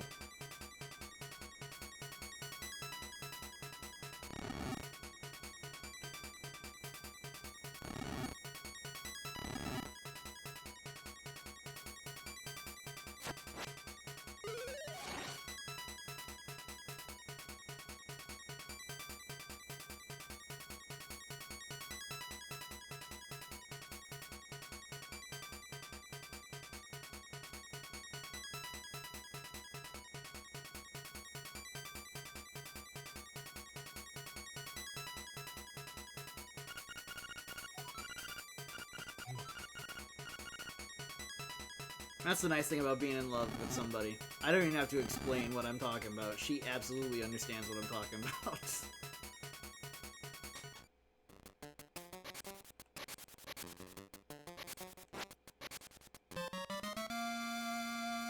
You pick the toadstool. As you hold it over your head, a mellow aroma flows into your nostrils. Oh shit, Link's on shrooms. Fuck, Link canonically is on shrooms? That's crazy. You just got back from ads? Check this shit out, Glass. Look. Pick up a mushroom. You pick up the toadstool. As you hold it over your head, a mellow aroma flows into your nostrils.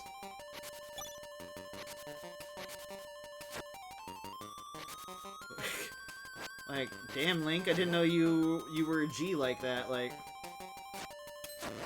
I knew you were green. I knew you were about the green, homie. I didn't think you were actually about that green. Like, fuck yeah.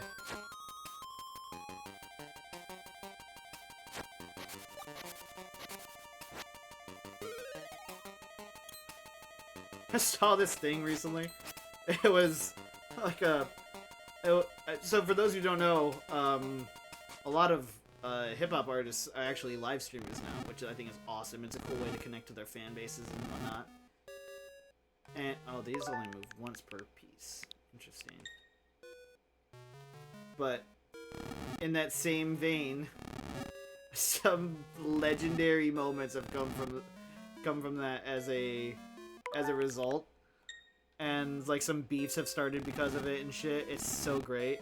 But one of the funniest things that happened was people on a live stream were recently debating what person in the world do you think of when you think of weed, and it was like a 50-50 neck and neck pull between Willie Nelson and Snoop Dogg. And I was like, that is so fucking awesome. That we just collectively think like, oh, somebody who about that grass, it's absolutely Willie Nelson or Snoop Dogg. What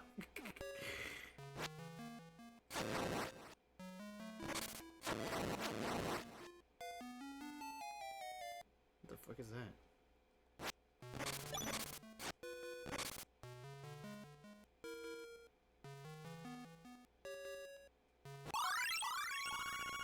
You got a piece of power. You can feel the energy flowing through you.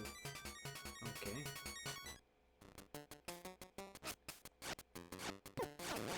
You know what I like about you guys? You guys are right. It's the D-O-double-G every fucking day when it comes to that. I forgot my shield button. I thought it was like the Legend of Zelda. I was like, just gotta face him. But for a lot of older people, and people who aren't into hip-hop or rap at all, they might not know Snoop Dogg. And so, like, for those make love not war types, like, Willie Nelson is their weed man.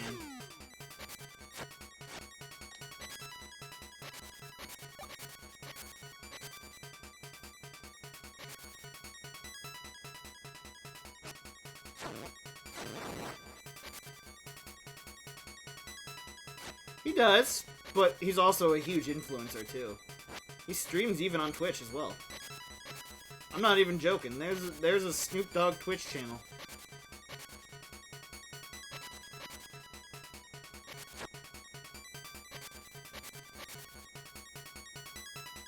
Oh yeah. Now I like my own streams, sure, but you ain't been in no stream until you've been into one done by the DO Double G.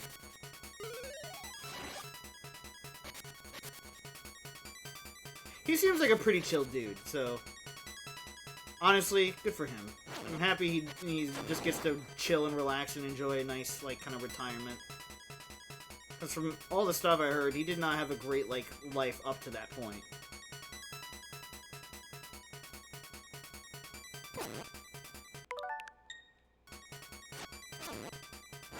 There's been a lot of cool stuff happening in hip-hop and with rappers recently. Like, on another, like, iconic rapper that I have always been a huge fan of growing up, I believe that it's either come out already or it's coming out.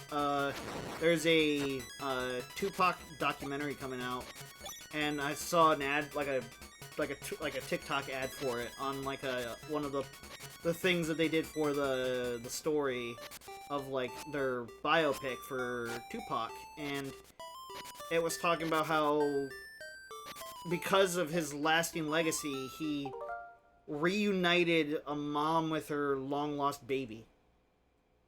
And for those who do not know, Tupac was like the nicest, like calmest dude ever. And like you literally just look up a picture of him smiling, it like I don't know why, but it just like puts a smile on your face. And like no matter who the fuck you are, he just seemed like the guy, you know? And that's one of the most tragic things about him passing was like I have no doubt if he was still around, that man would be making music and would be fucking killing it with possibly even having his own studio and shit. I would have loved to have seen like veteran like rapper Snoop Dogg, Tupac, like all of these legends still be around. Like obviously Snoop is still around, but like we're losing a lot of the legendary rappers these past few years, and it's kind of sad. You know, like some of them are just retiring, which is cool. They can retire and whatnot because that's awesome. If they get to retire, that's amazing. But at the same time, it's like as a fan, you kind of wish they didn't. And, you know, it's a weird thing where you're like you're both happy for them, but you're gonna miss them in a way. Like when I was a kid, the biggest craze in hip hop, easily 50 Cent. I loved 50 Cent's music so much that I wanted the PS2 video games he had. And I'm gonna get them someday, and I'm gonna fucking stream them. And I want to play those so bad. I want to play all of like those like urban hip hop games that came out on the PS2. The PS2 had a lot of games made by rappers or for rappers that were meant to like emphasize their street cred, their like aura, and like this was long before like TikTok marketing and shit like that. Like video games for a lot of people were how you got to kind of personally know them. So as as an early teen or a kid, that's you'd see as a video game and you're like, this is a real person. Shit, they really did this. Because why would they lie about this? Oh, you would probably, if you wonder about that, watch Matty Balls. MattyBallz on YouTube. He does a lot of awesome compilations talking about like one-hit wonders who just kind of up and left, or industry plants, or he's a really good, nearly unbiased cover of a lot of hip-hop news. He's the one I go to. He's like the Penguin Zero, basically, but like for hip-hop. Even Penguin Zero liked his videos. And another huge artist I absolutely adore. Not like music artist, but he Penguin Zero, I love him so much. He's so awesome.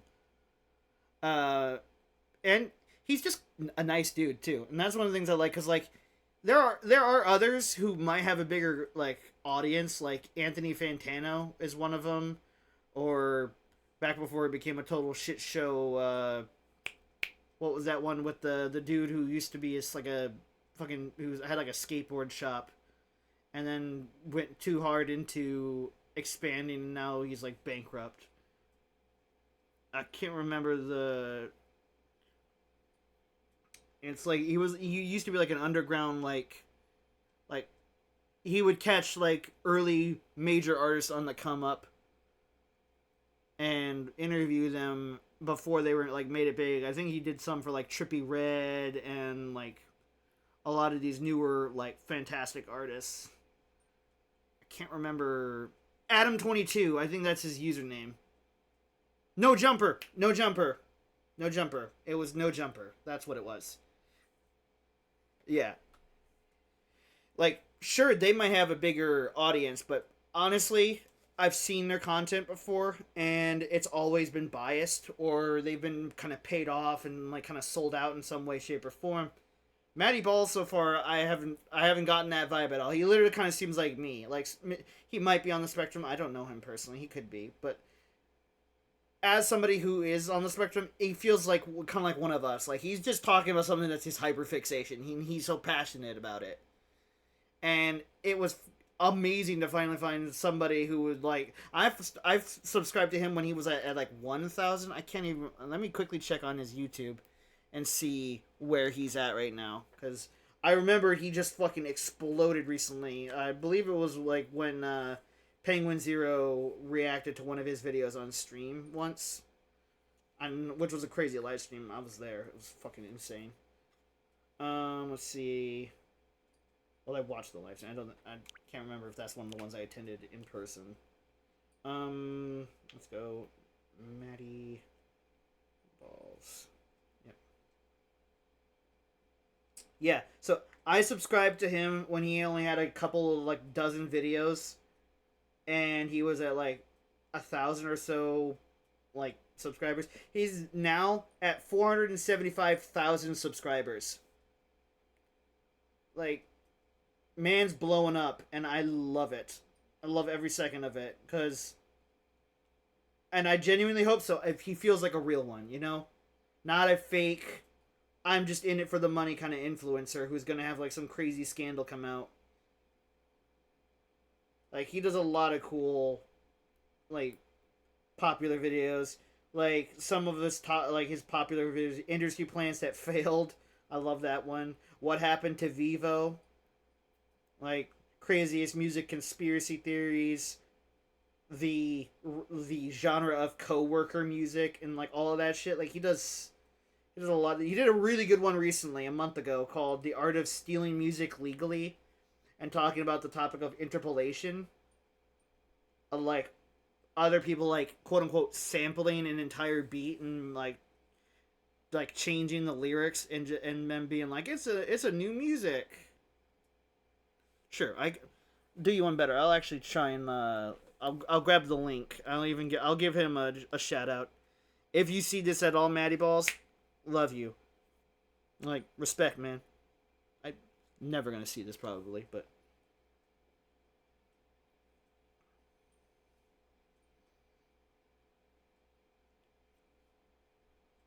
one of the few like YouTubers that is like, even though they still gotten bigger, still comments and replies to my chats and like comments. So that is kind of special in its own way. I think makes me feel seen, and I like that. We go share, copy link. Man, like it's super awesome seeing somebody who you think was like slept on become like the next big thing, you know. It's so exciting to be a part of.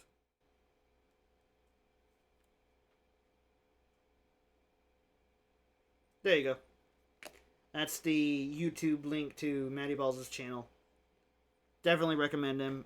Even if you don't like hip hop, if you just like music in general, just check it out. You might actually find it's a lot of quick, short form, like 10-15 minute videos that are great to like put on headphones, eat a meal to when you're, or you just want noise on in the background. Like, I listen to a lot of his stuff when I'm doing pixel art, and it helps me kind of zen. I need to find that witch.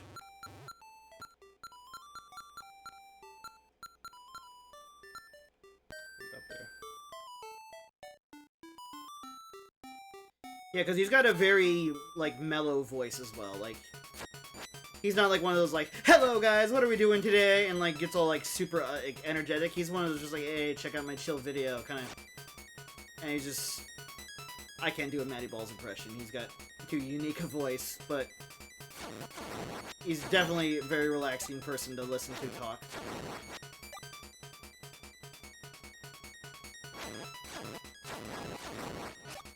One of the things that you might like if you are just somebody who likes Twitch is he did one about a topic that's been hitting the rap community and hip hop community just as much as it's been hitting Twitch is view botting.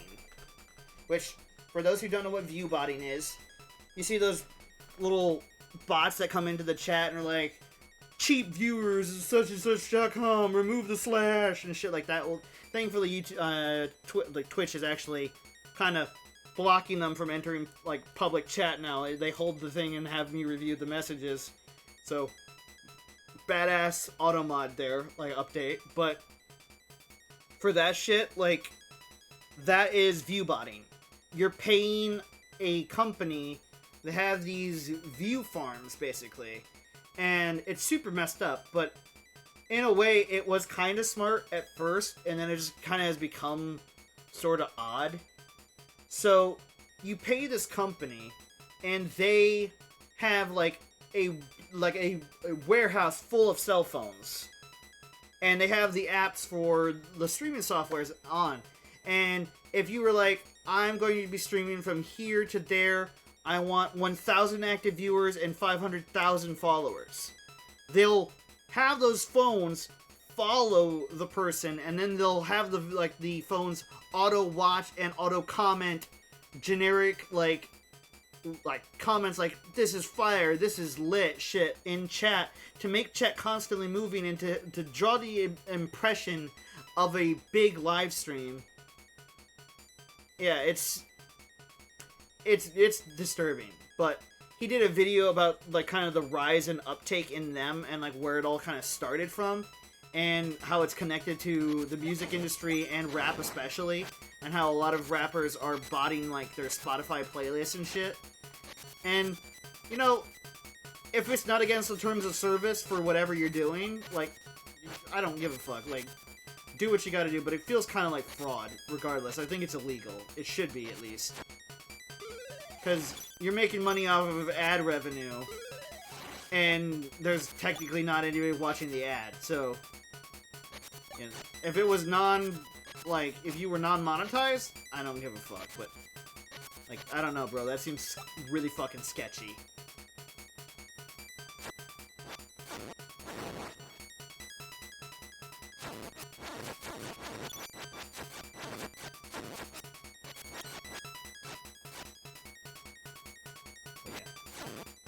I would never do that, and I hate bots.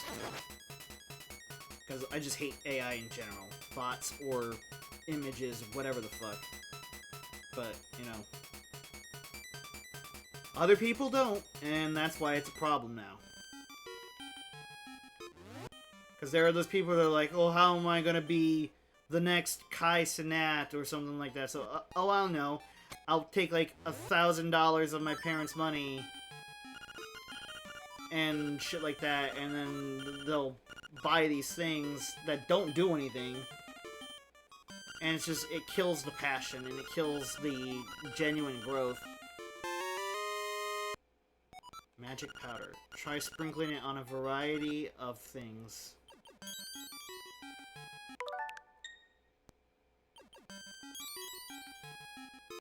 Okay. A rat is not a variety of those things.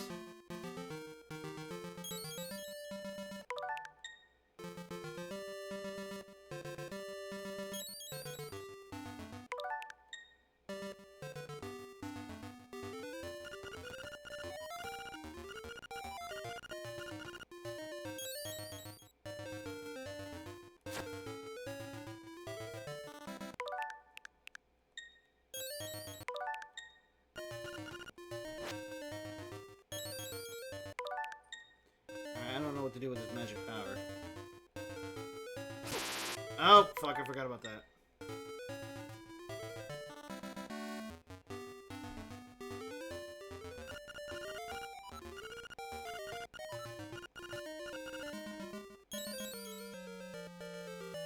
Yeah, no, it doesn't do that at all.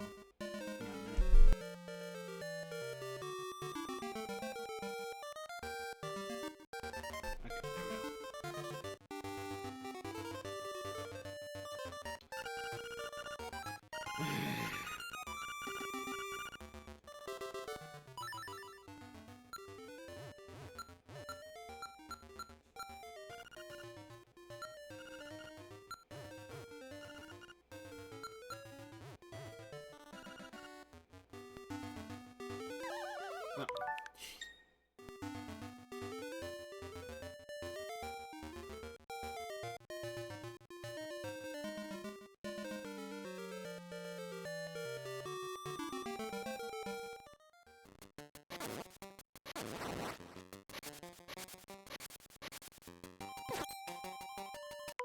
Ooh, actually, you know what I think might work with those magic powders? Poshanka. I realize what that is. That's a Silk Song reference.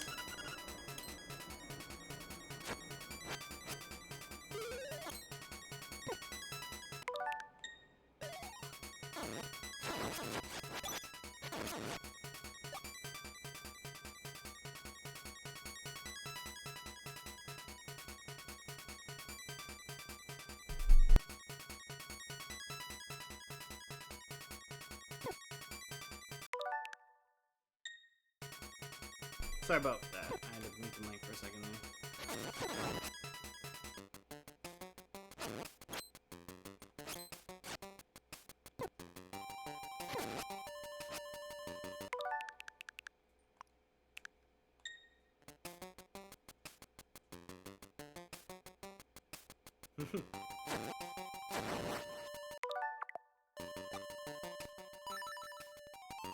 I love Silk Song, it's great.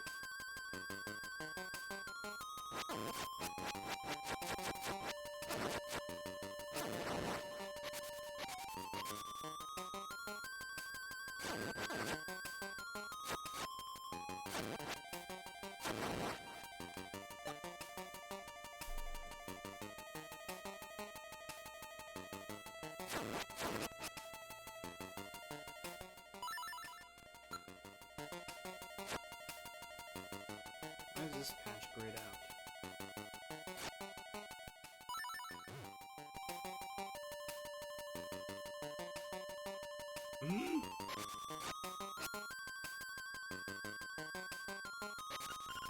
As a raccoon, my nose is very sensitive to stuff like dust and powder.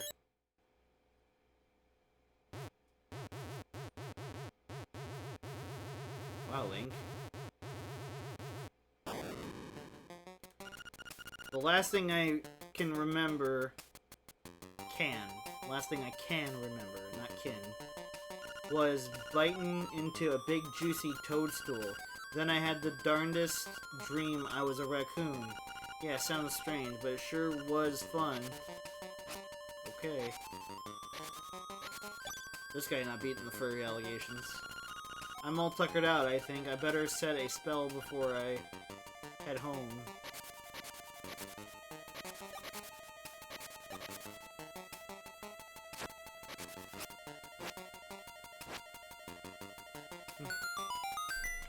Oh yeah, Stardew is also fantastic. You've got the tail key now. You can open the tail cave gate. Hoot! Take the key and go to the tail cave. Retrieve the instrument that is hidden there. Go now! The windfish is waiting. Hoot.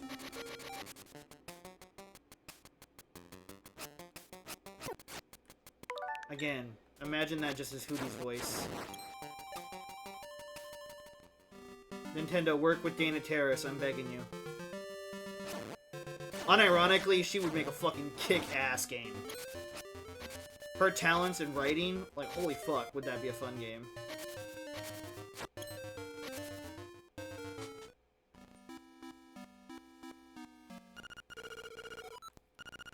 You know there is a library in the village that might have some good information for you. Okay, I knew that.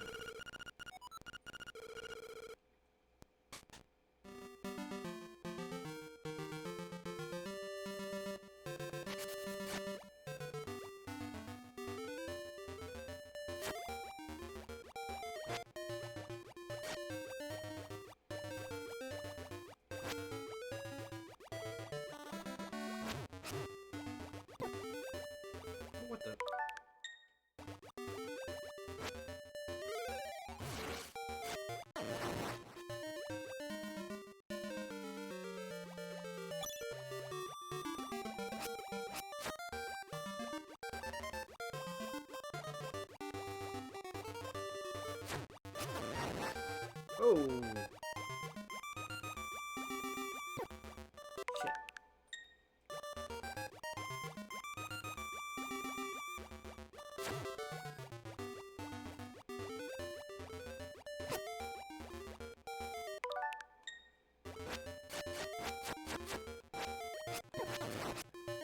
Okay.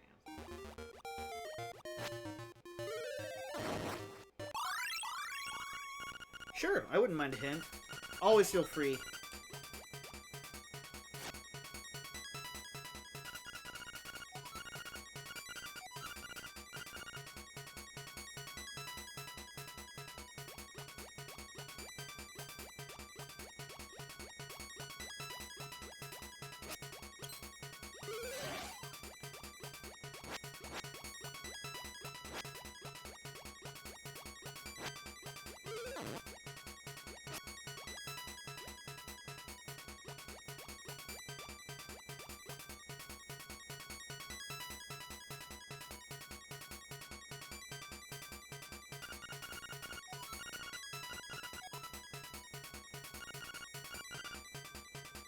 Got it.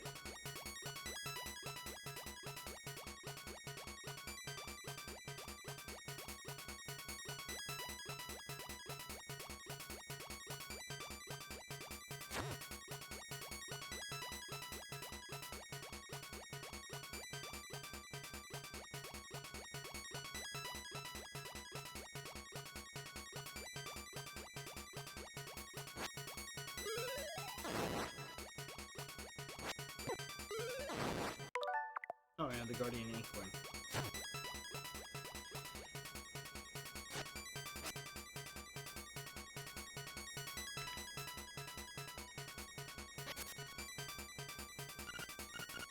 Keep out. Except Bow Wow. Ah, okay. The pancake enemies return.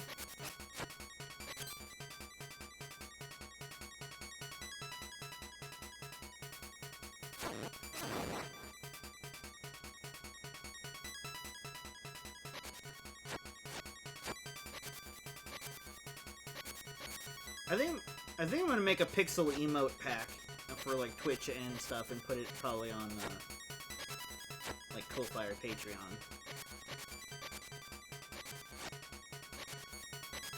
A lot of these sprites are adorable, and I could easily animate this.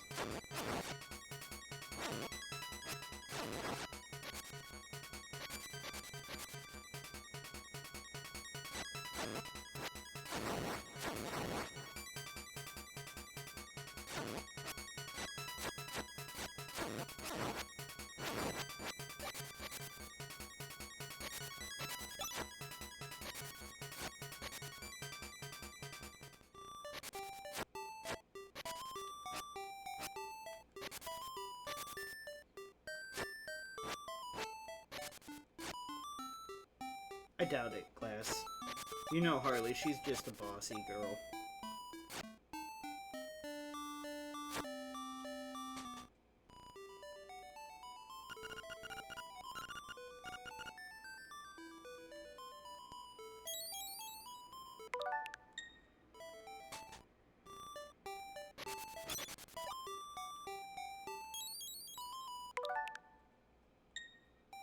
Wait, didn't this like guy say powdered nose?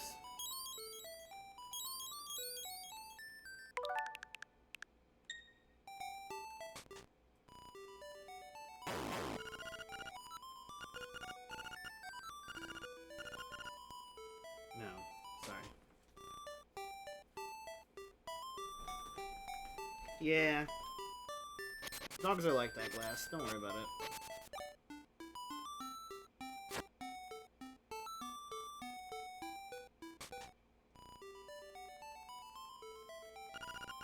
I'm tired. I'm going to sleep now.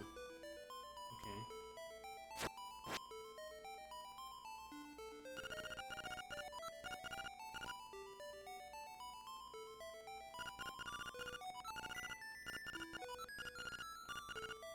Okay, so... yeah.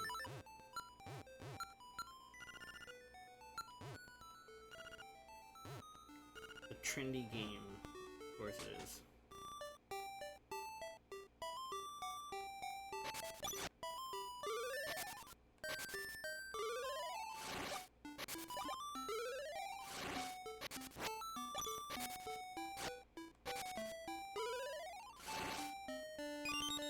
You found a secret seashell. If you collect a lot of these, something good is bound to happen. Alright, we'll see if that's still there in the remake.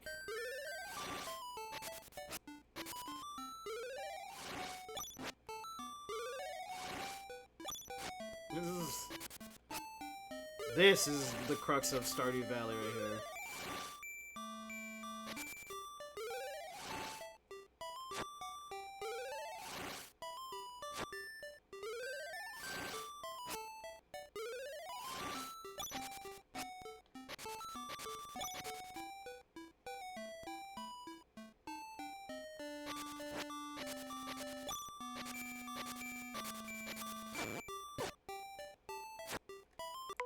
I didn't mean to hit you, Fox.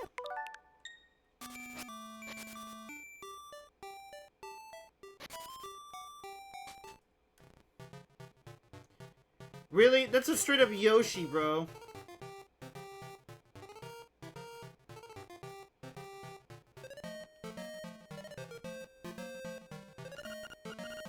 One plate, 10... Yes. Move the crane. The rest is just timing.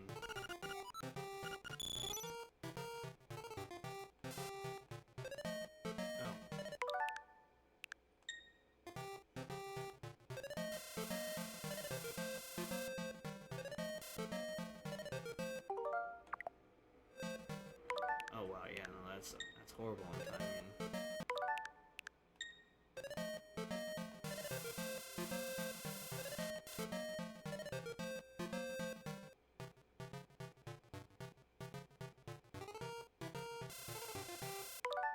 Bro, what the fuck?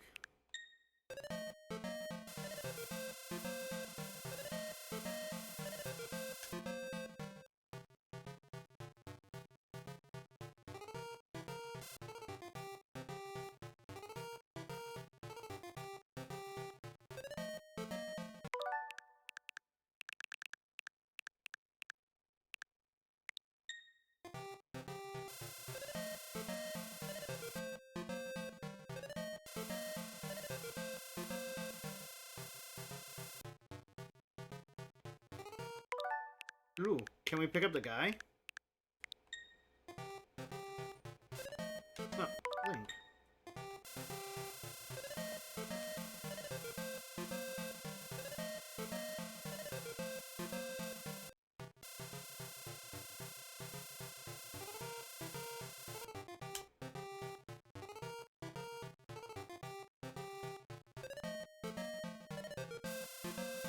Ah, come on, Nintendo.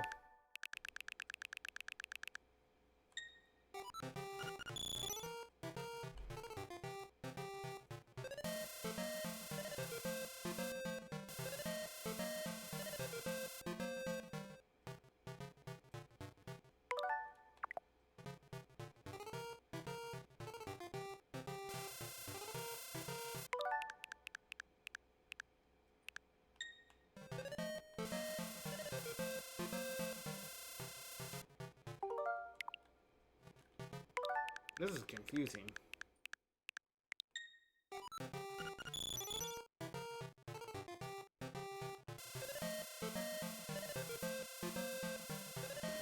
Wait, do I have to hit like the Yoshi?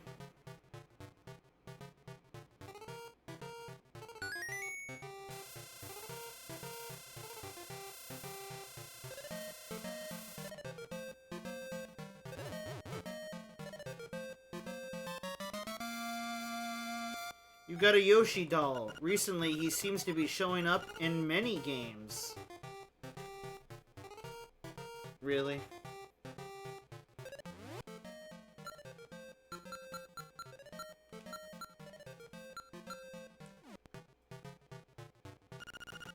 Challenge again? Yes.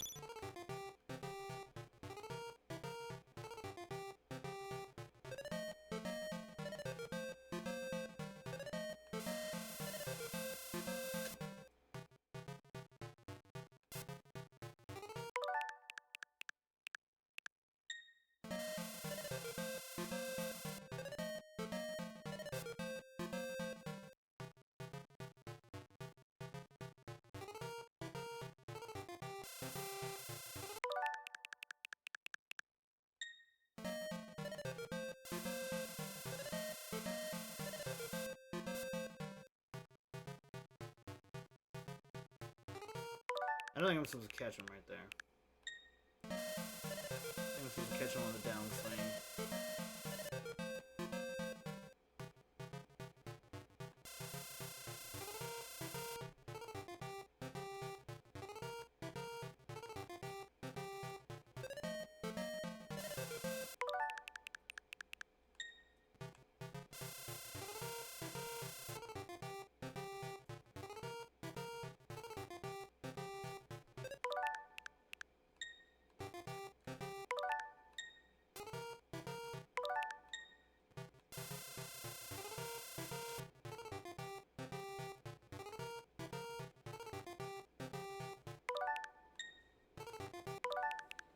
It's hard to tell exactly where they are compared to their, like, sprites.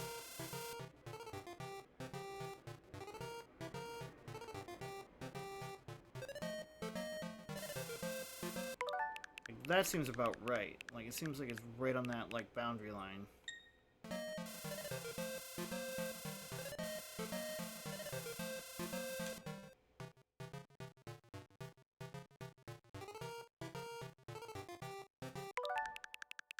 Alright, it's not terrible.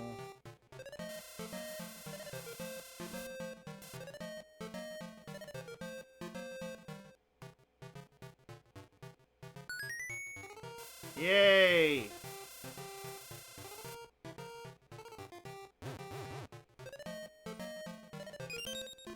It's a shield. There is space for your name.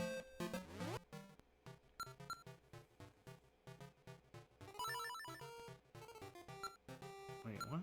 What? No, is it an upgraded shield? Like, I don't understand.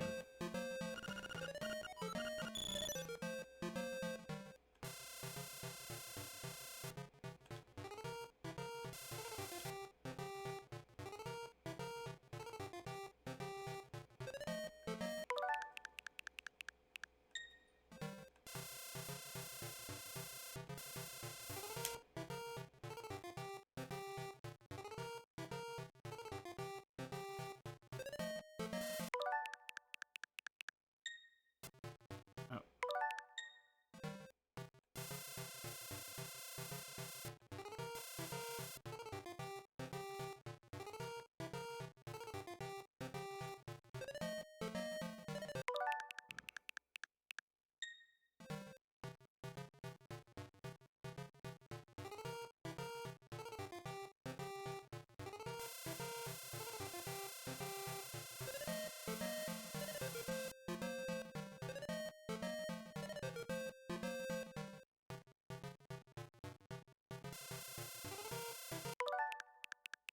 Again, it's hard to see where they are in, like, their respective tiles.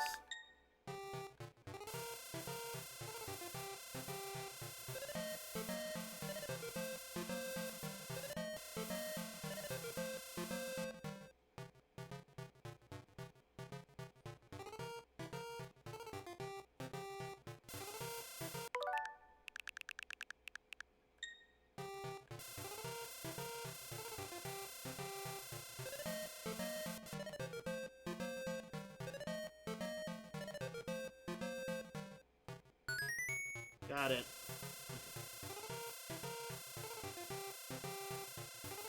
Looks like he's like putting his hands in and like shuffling his feet like all happy and excited. 30 rupees. We can play the game 3 more times with this. Yes.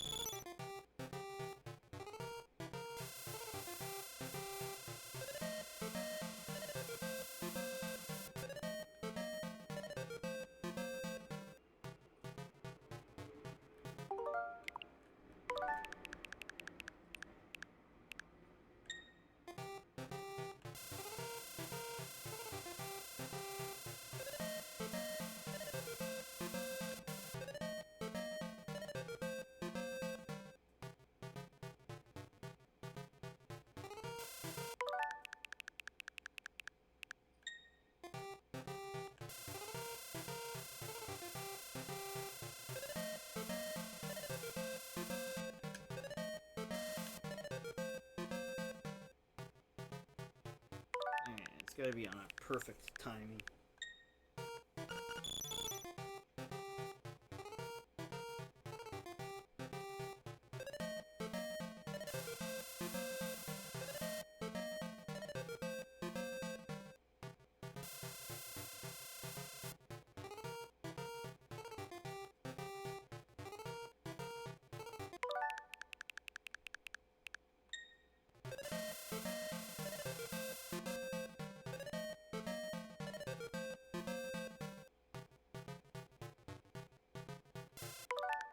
few seconds off.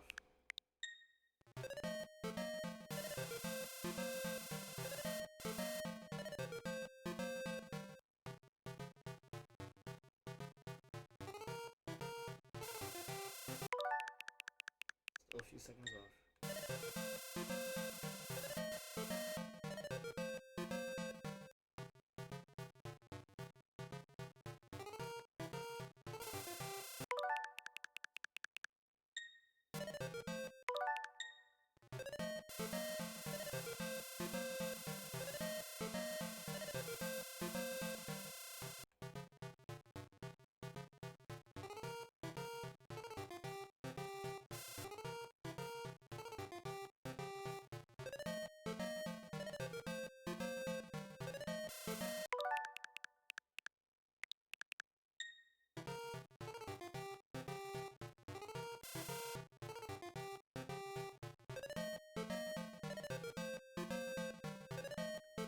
Come on, that was nearly perfect.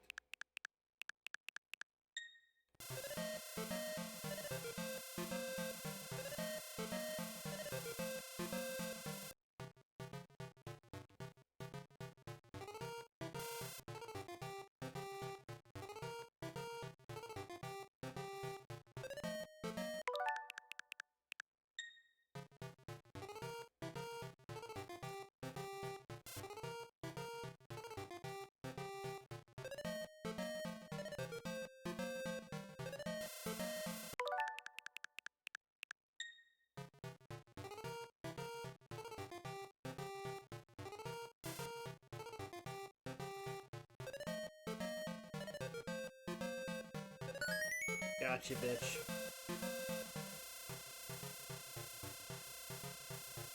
I'm winning my fiance all of the prizes. I ain't going back to Hyrule empty-handed. She gonna be pissed.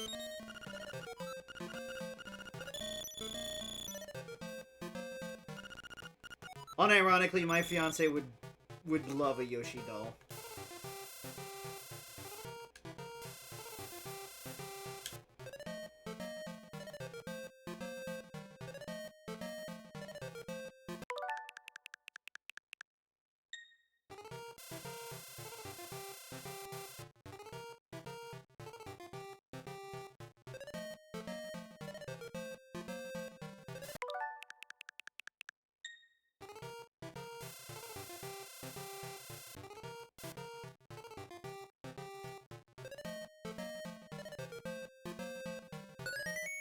Got it.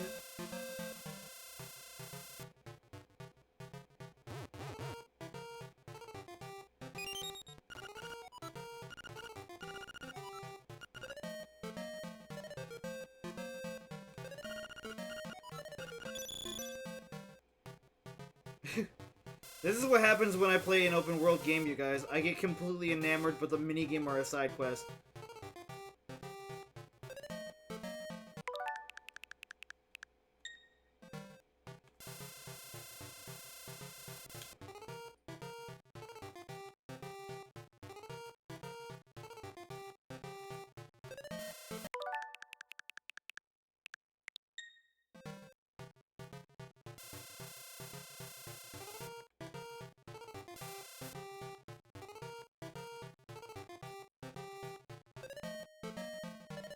Oh, almost perfect timing there.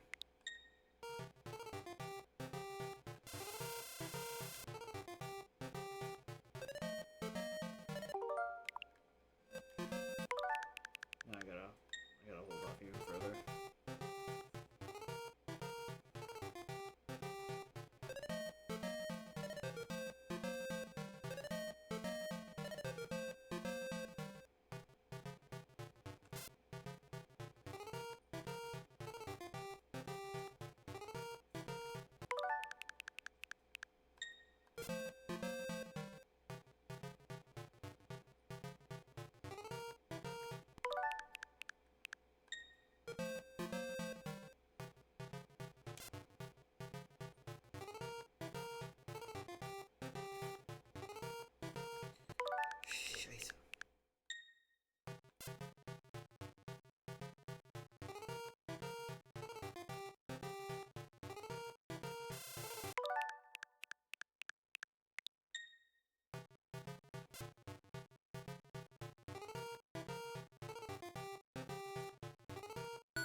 Got it.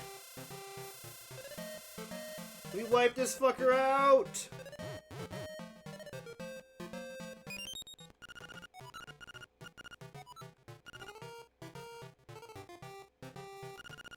We're closing up for today. Come again anytime. Good luck getting your stock back. We're on the middle. We're on an island in the middle of nowhere that a fucking mystic egg won't let us leave. Now all I gotta do is run my own toy store, and then BAM! I've cornered the market. Imagine that biopic. Koholint, the Link story.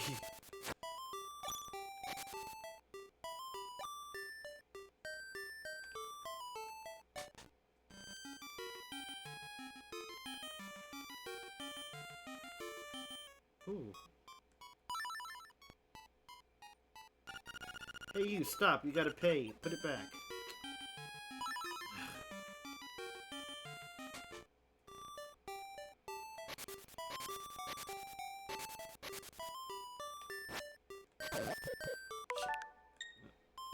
Never hit the chickens. I learned my lesson once. That was all it took.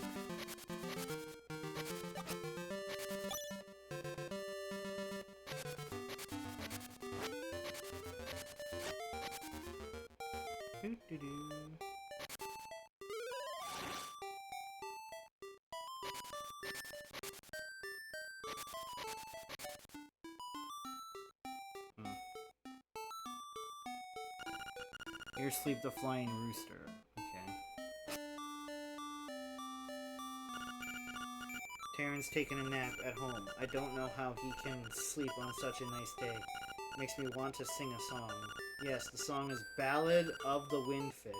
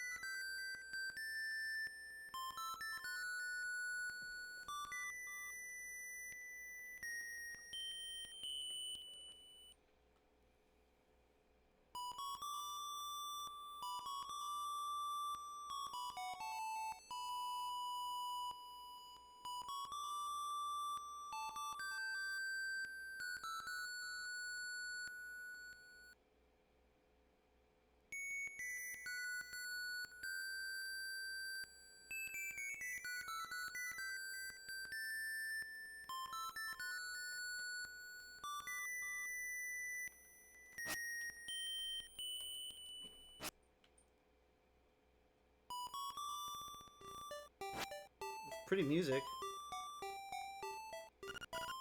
Oh, okay. You just said the exact same thing.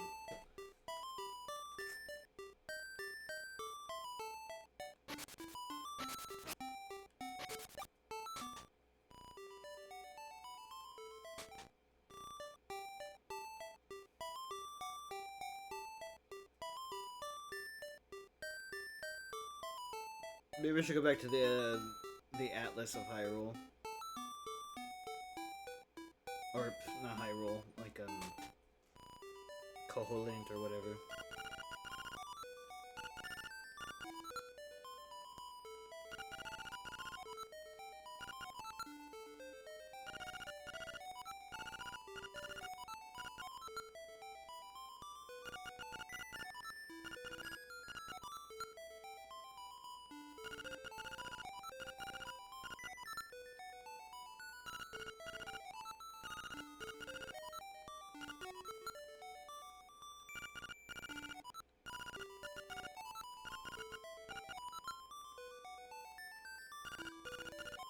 There we go.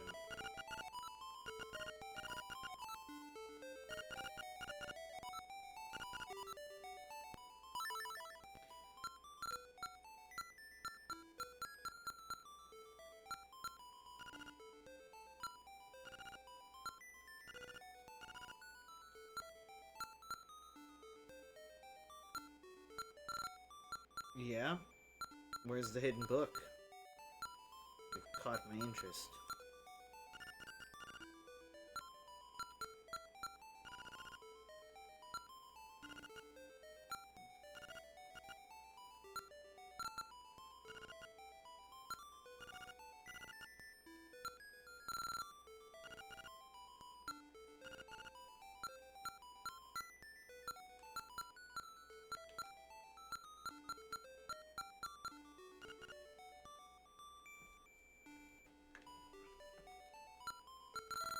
Well, yeah, no. Where in the library?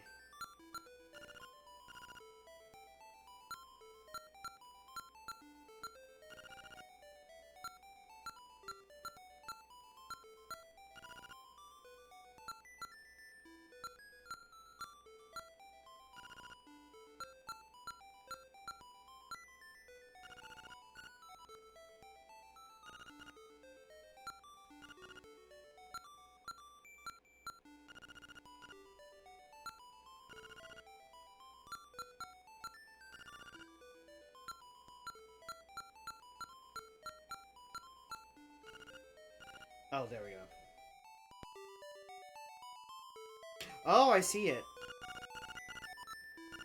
You knew that, okay. Okay, how do I get it?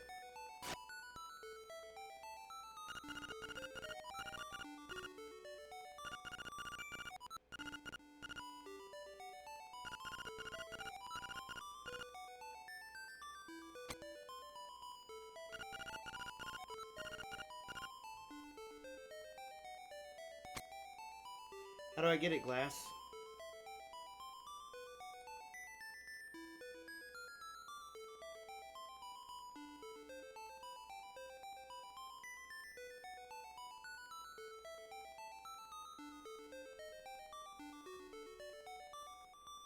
Oh, okay.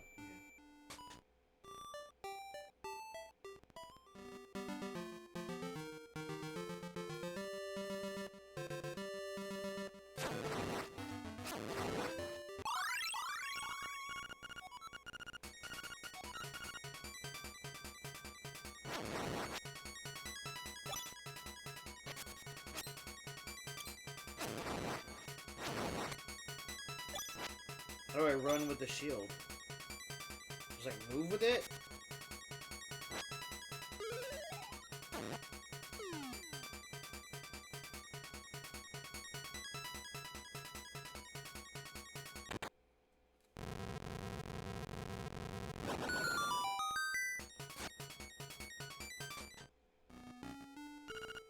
Level 1, Tail Cave.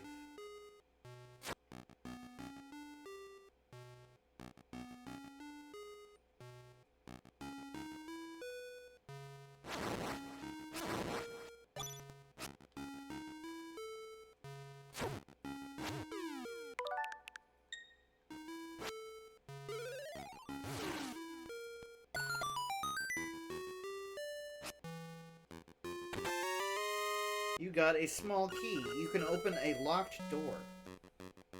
Oh, this is just like Legend of Zelda.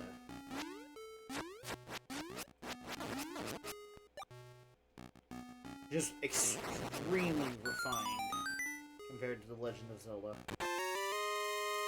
You got a map! Yeah, this is like... Yeah, this is just how the Legend of Zelda played. Hang on a minute.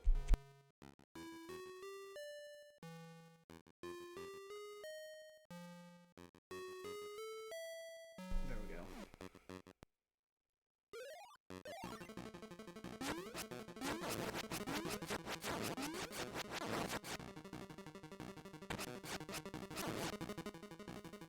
No!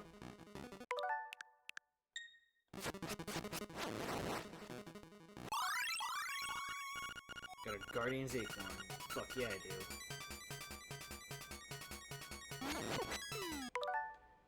Oh, it's these guys again.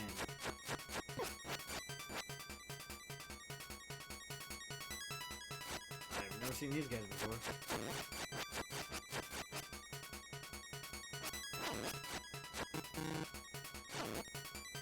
Oh, I see.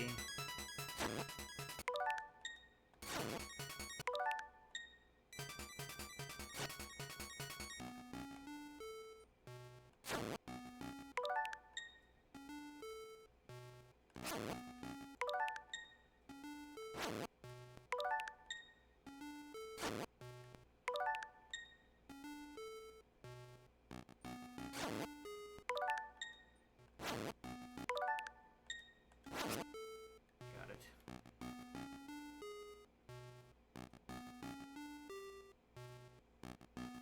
Little bitch, get out of there.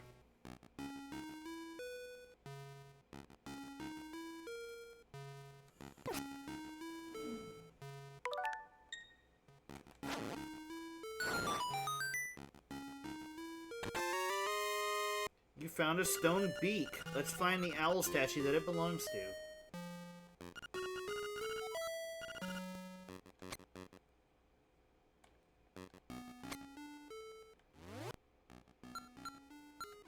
What did it say? Turn outside the spinned ones with a shield.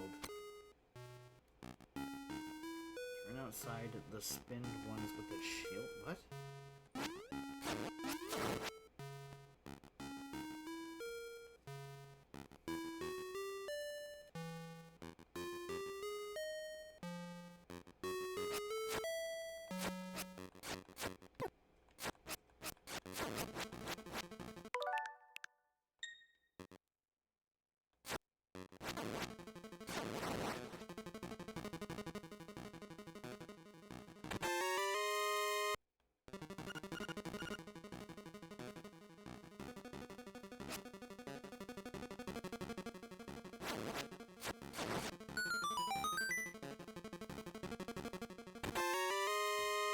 Do do do do do do do do.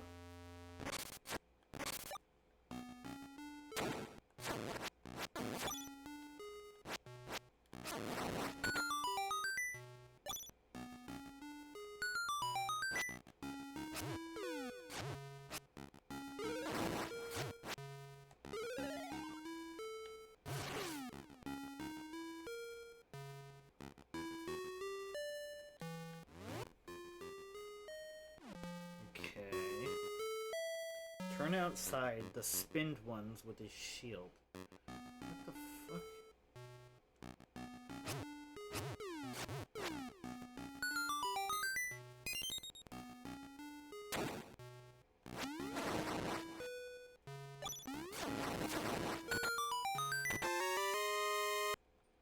You've got the compass. You can see where the chests in Nightmare are hidden. This compass has a new feature. A tone will tell you if a key is hidden in a room you enter. Okay.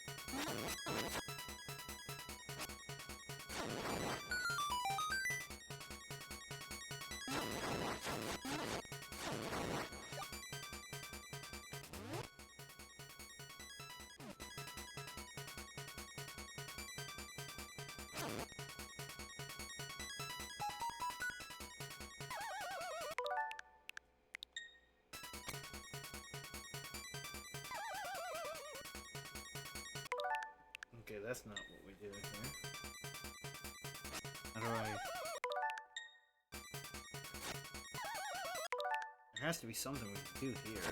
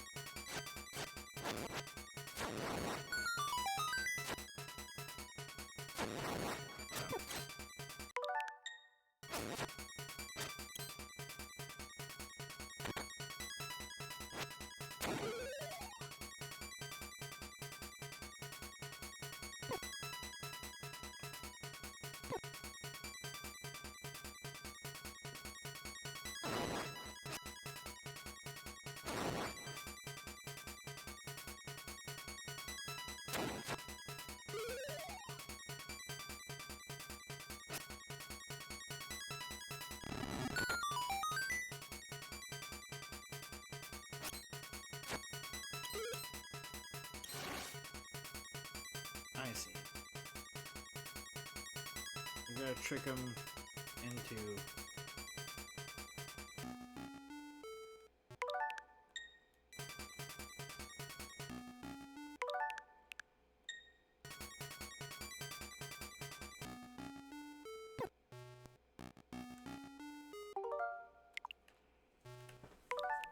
Actually, don't see. What am I supposed to do with these guys?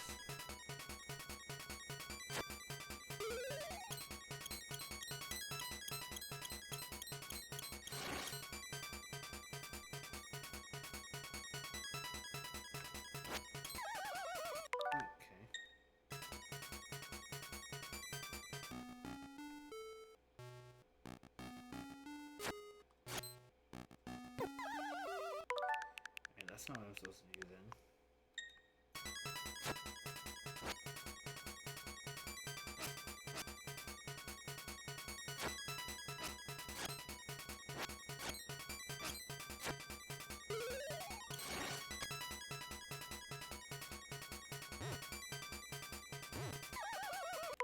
Oh, okay, I see how these guys work.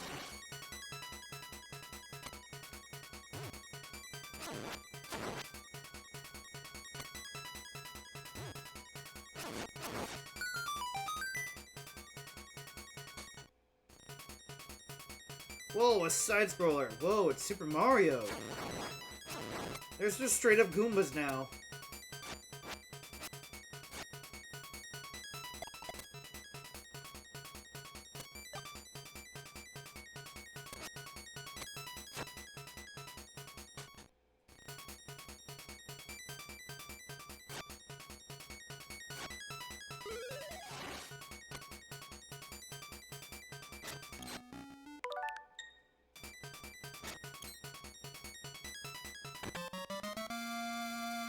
You got the rock's feather. It feels like your body is a lot lighter.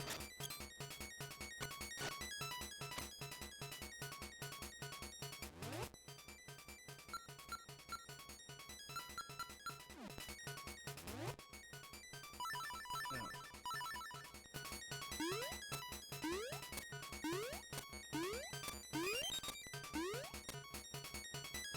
I can jump now.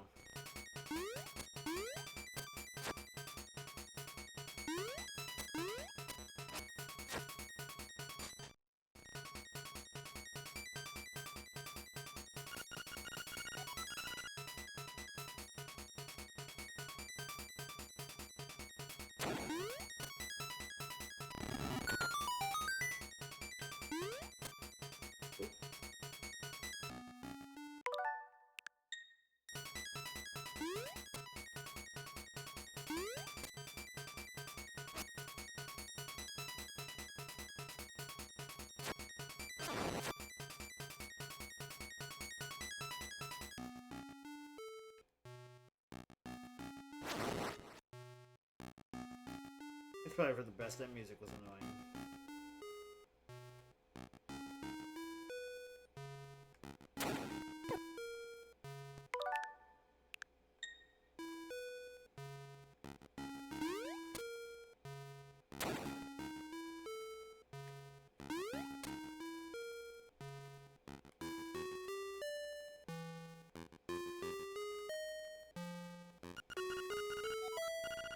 Can't remove a stone block.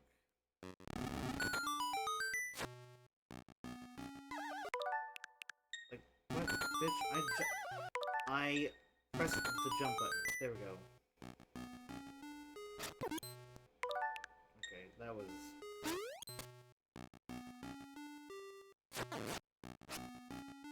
Not used to being able to jump as Link.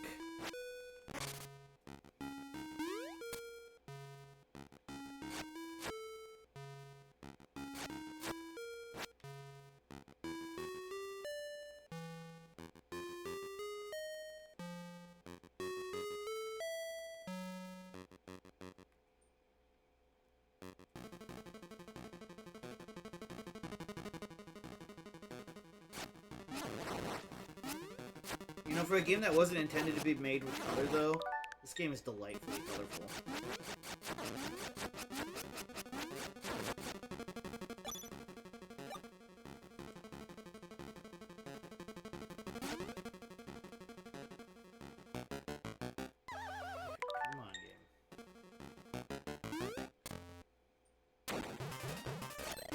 Whoa.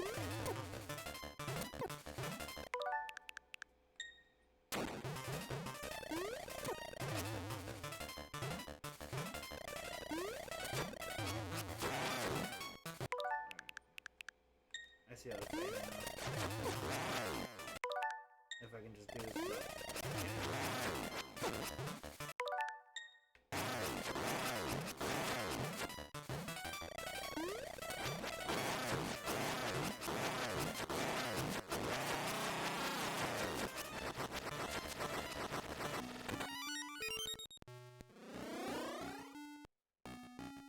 Whoa.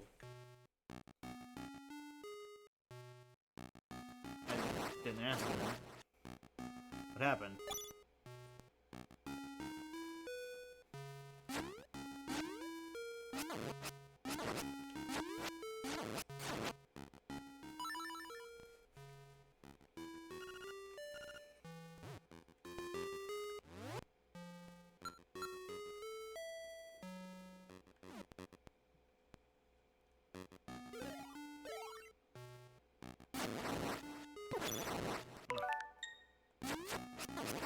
Saw the bat spray on top of that, and I thought maybe I could jump over it or something. Like it had changed its sprite.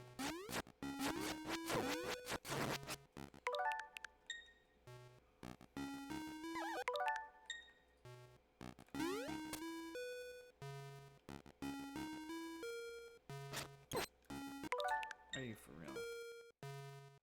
Jump! There we go.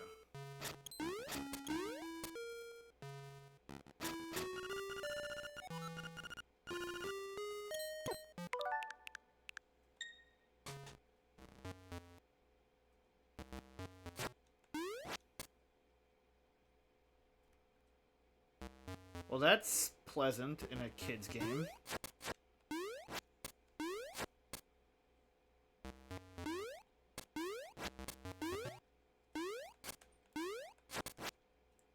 What am I supposed to do here?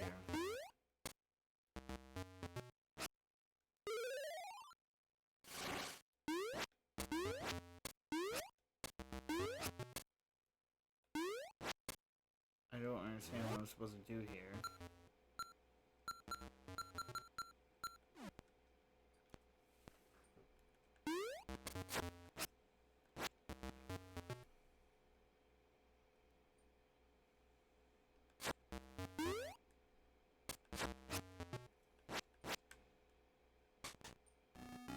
Yeah, I got the map of the dungeon, but it says I need the nightmare key.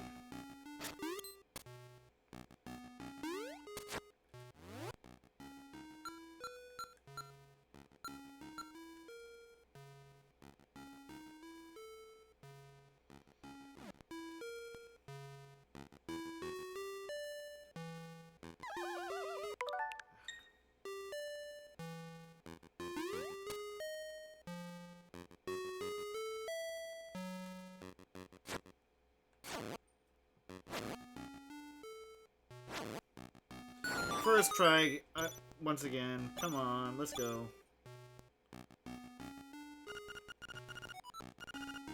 Turn outside the spined ones with a shield.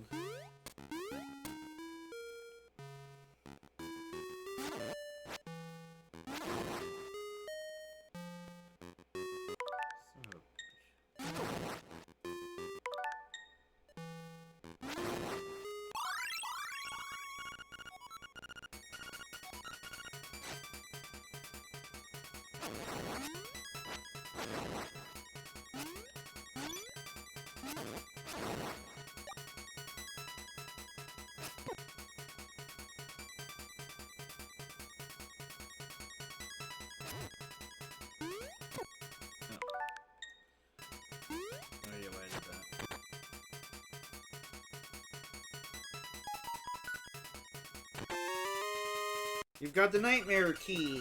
Alright. There we go.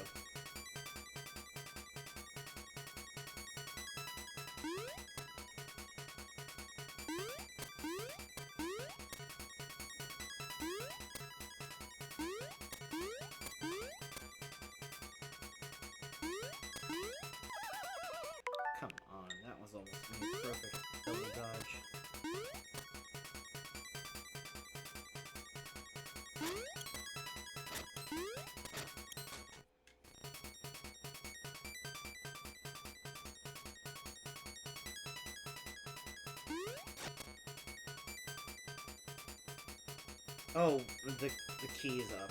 I forgot, not here.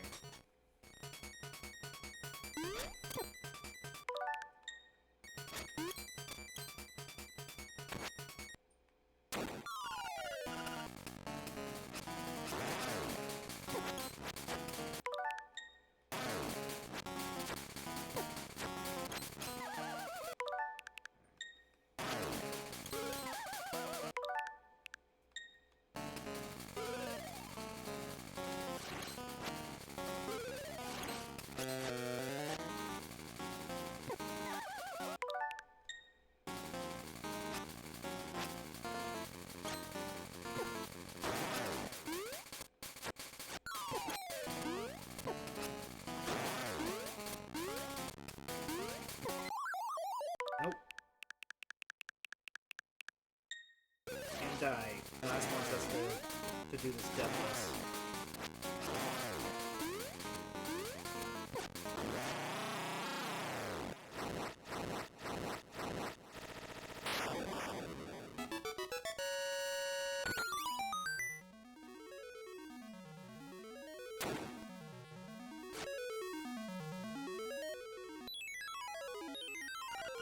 You've got the full moon cello. Hey! Glass plays a cello.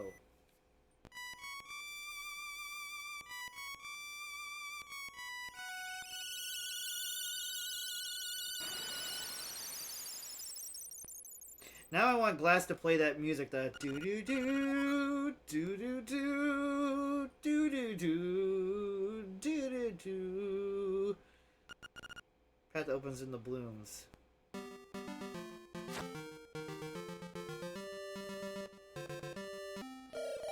Hoot, this is an instrument. No, you don't say! Oh, the sirens, I have to admit, at first I did not believe you were real. That instrument, along with the 7 others in the set, has the power to wake the windfish. You must collect them all. I was instructed to give you directions. Your next goal is north in Gopunga Swamp.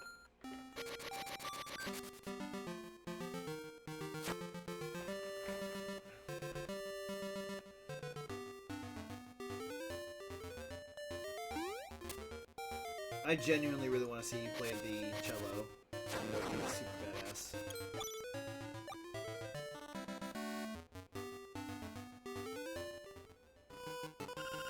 Hey buddy, it's serious, yeah? Really serious. Yeah, it is. The moblins came to the village. Yeah, that's right. A whole gang of moblins. Then it's for real. They all went to the house. Yeah, that house. And then they did something at Bow Wow's house. It was a really bad scene with the moblins. So, I mean, it might be faster to find out for yourself what happened.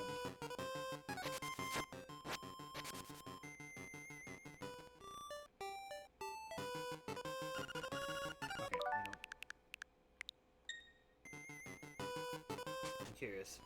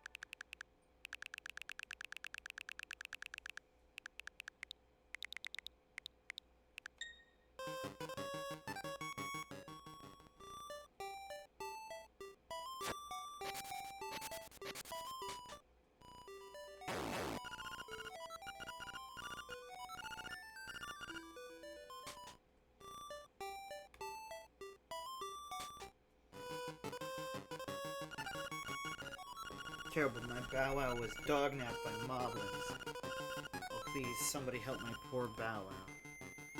Don't worry, ma'am. I am a professional at dog rescuing.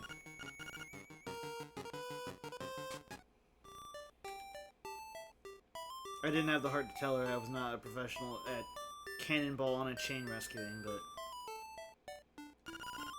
How about some fishing, little buddy?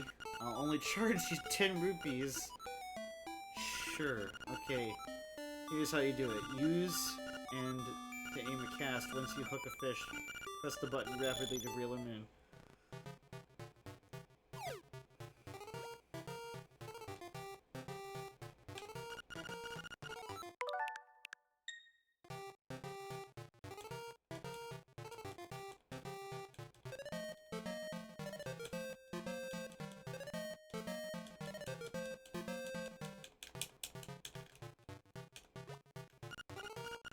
It's a runt. I'll only give you 5 rupees prize for that. You should try again.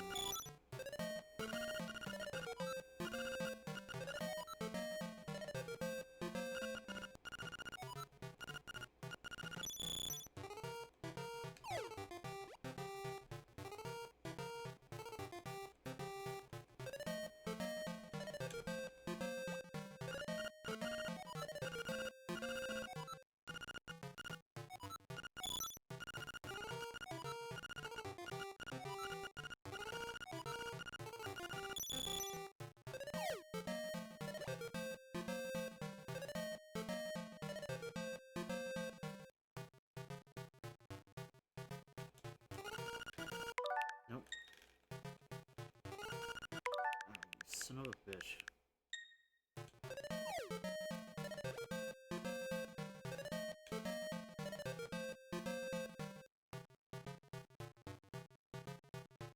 No, bitch.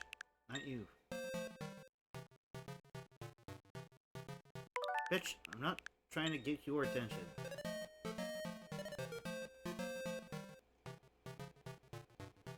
No!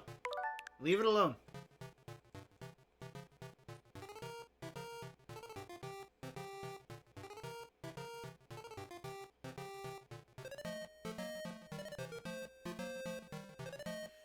Oh my dumb ass fish. It was right in front of you.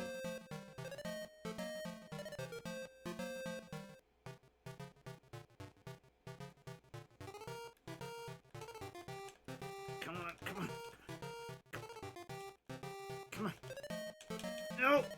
Ah!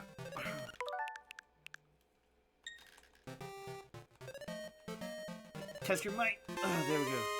It's a big one. A piece of heart, too. You get 20 rupees prize on top of that. Try again. Yeah. I want the other one.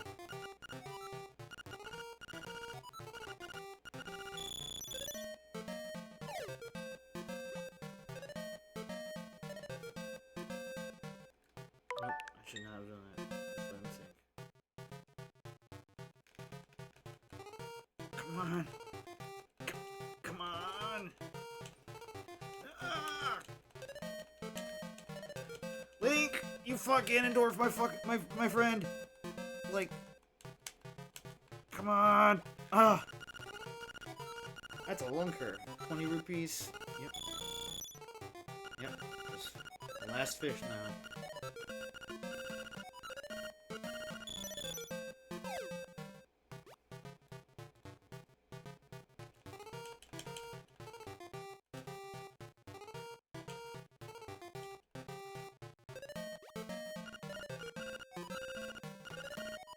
I like, he'll only give me 5 rupees. You know, 5 plural, a 5 plural. Absolutely makes sense.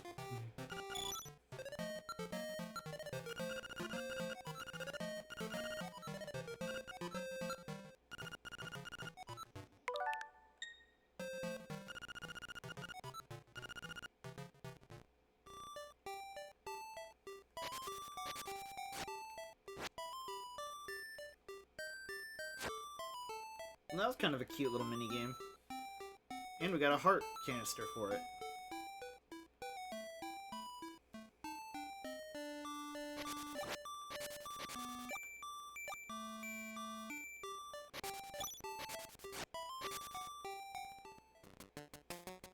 Which, he said a piece of heart. I honestly just like to imagine in, like, headcanon that Link just consumed, like, a fish's heart, like, raw. Like, just ripped it out of its body, Mortal Kombat style, and just ate it in front of that guy like a fucking psychopath. That's my headcanon as to what Link did with that fish heart.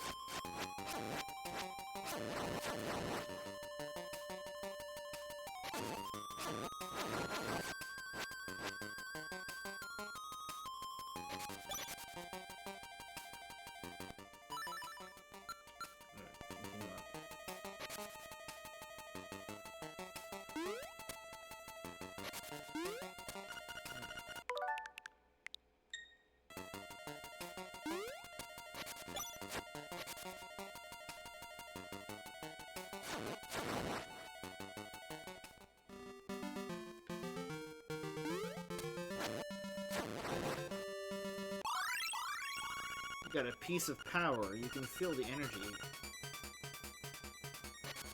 Can you feel the Kenergy, though? Well, I pretty much stick to myself, me and my letters. My name's right. Okay. The only thing I don't like about my hobby is that I never receive a response. I mean, okay, I can talk to you, but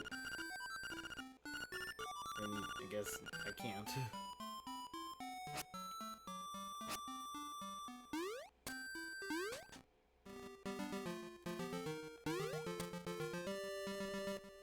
Oh, fuck.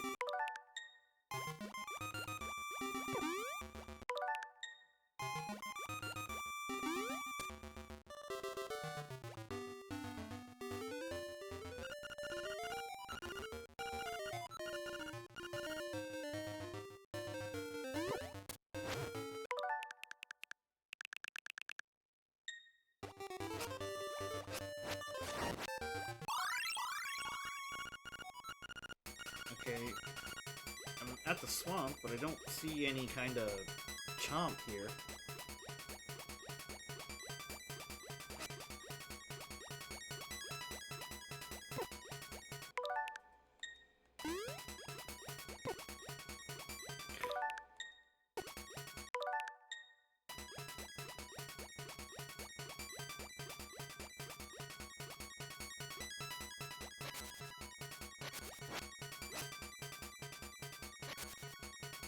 Maybe I gotta go up here. Because these are moblins, so maybe that's where they took them.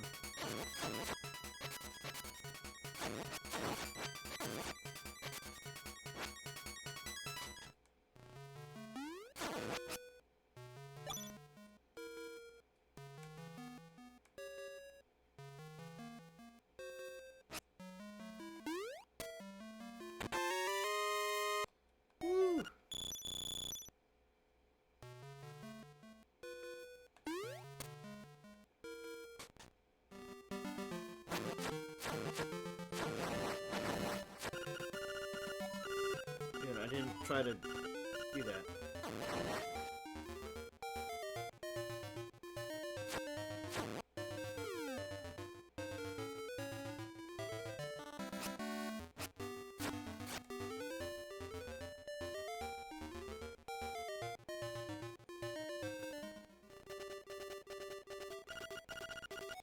Music, the fish stirs in the egg, you are there.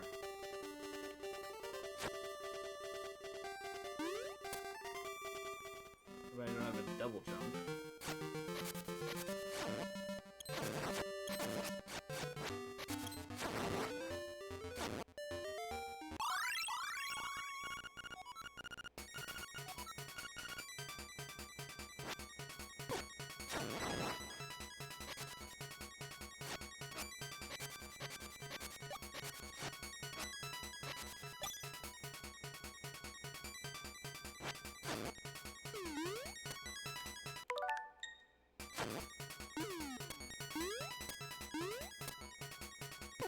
Oh, bitch.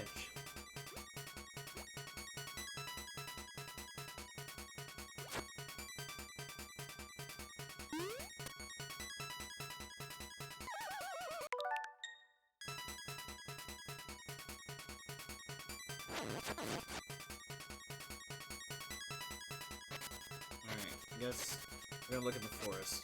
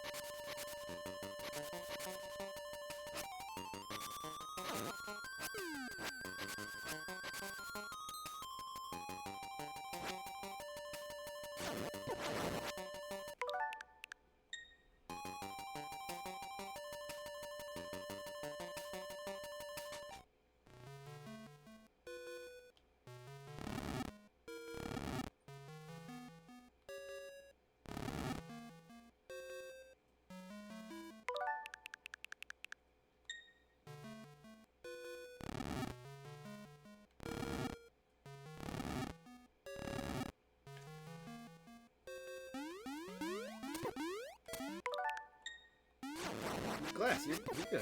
You don't gotta be sorry. This is my first playthrough. I'm not gonna know everything, even if you helped, so don't worry about it. I'm not upset or anything, I'm just focused.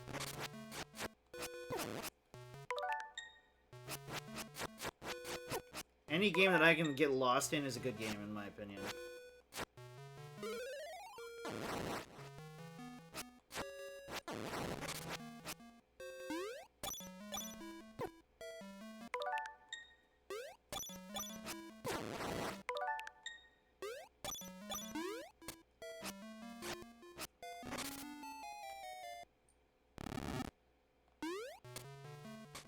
Trick you stupid bats.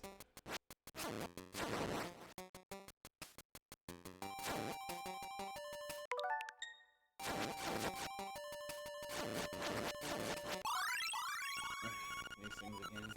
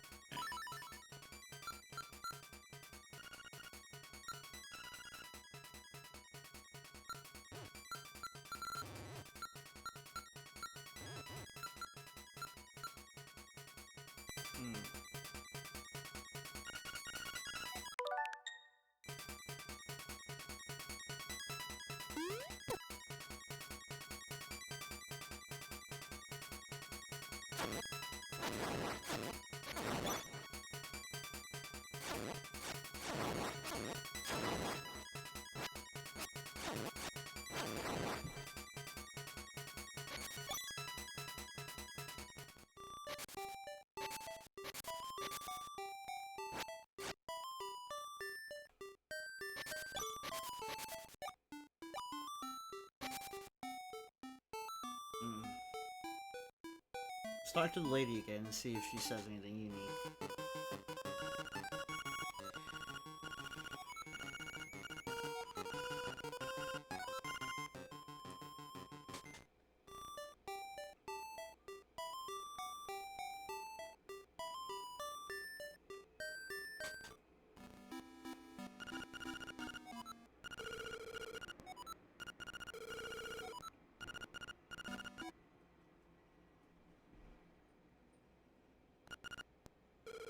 Forest or Tal Heights. Alright.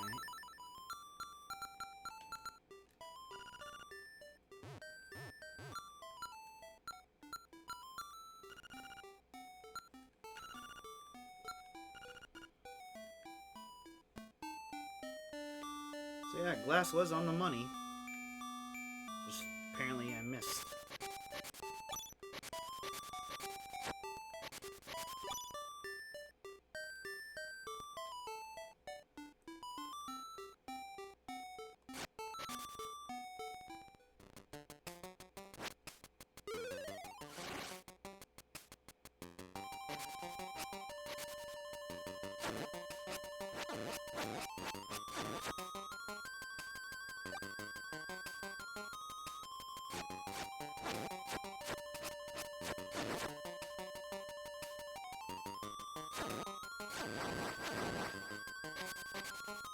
Who knew Link essentially was this universe's John Wick?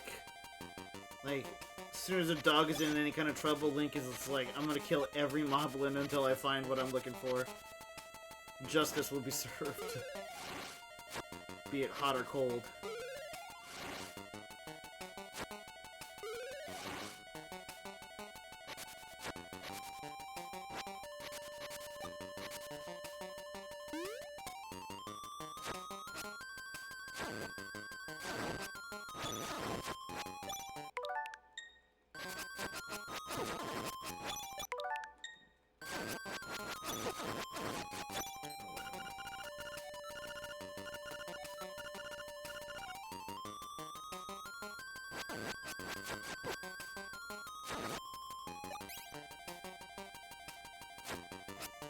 Have I gone this way? I don't feel like I have. Aha! This is where we needed to go.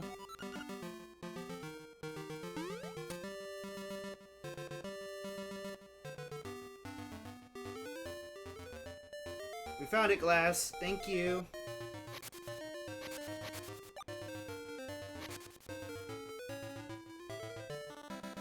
Also, how are you doing, Kurt? I don't remember if I said hi to you earlier, and now I'm like a raging jackass. Tama Ranch.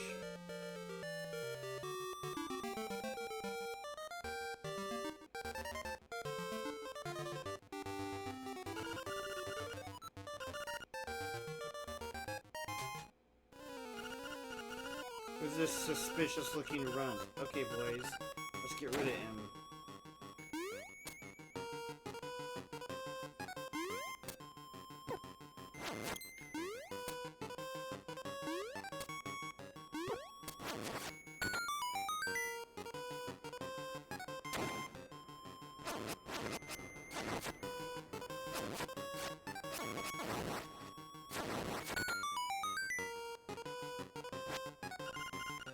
You must be an assassin sent by Madame Meow Meow to rescue the mutt. You came here to get me, but it is I who will get you. Let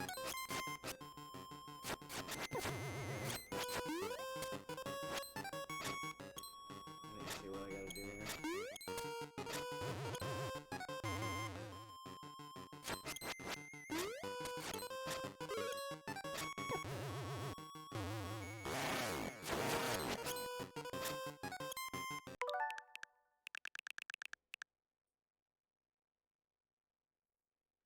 Weird, yeah.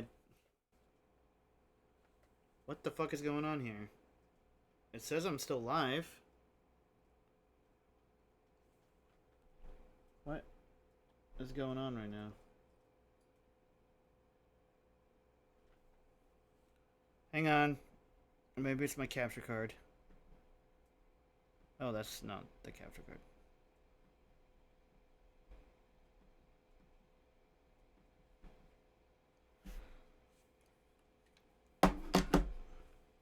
yeah. So that's weird. All right.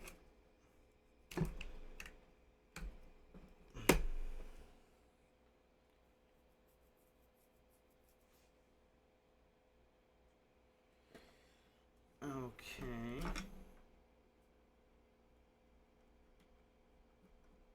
Okay, yeah, no, that is really odd right there. Okay.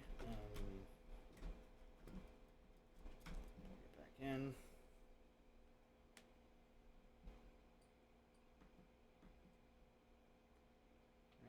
Deactivate, reactivate. There we go. I'm so I didn't notice that. I am so sorry. I don't know how long ago that happened, but my capture card must have stopped capturing. That's a pleasant little OBS fuck up. We were just exploring and we just found this little boss fight.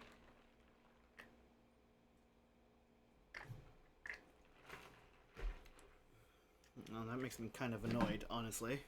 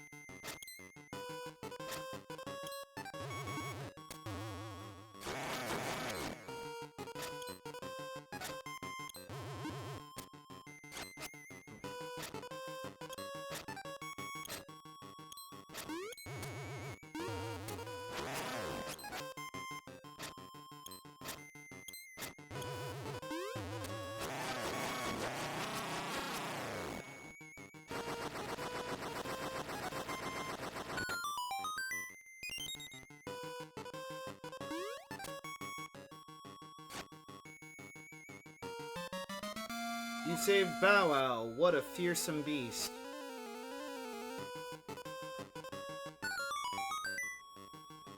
What? When did I get that little do-do-do-do-do-do? That's weird.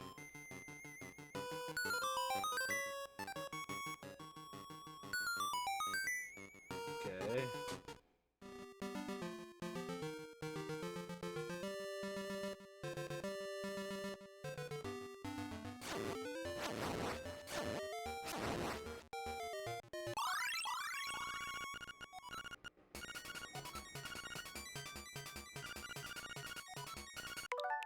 Seriously, Bow Wow can't move it? He's a gigantic chain on a... he's a gigantic ball on a chain. That is a fearsome looking animal you have there. Do not forget the next instrument is in Gupanga Swamp.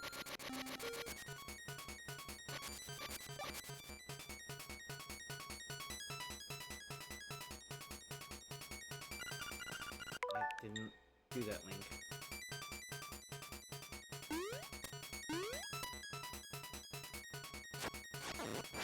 Oh!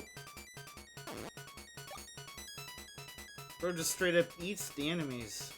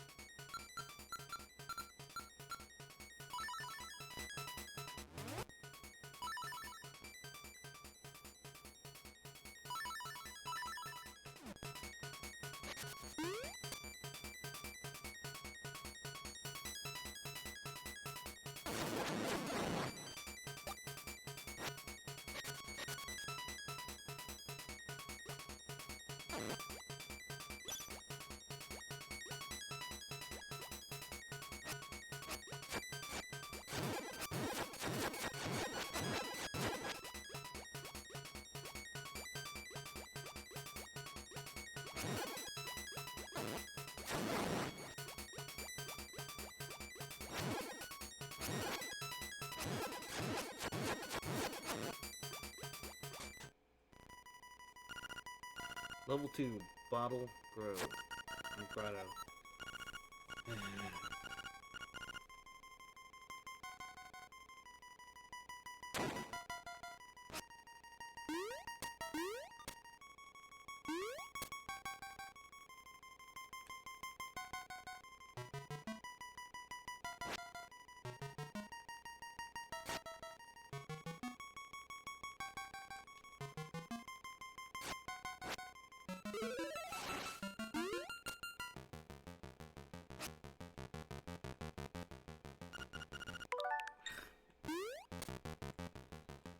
Gotta be something I can do here.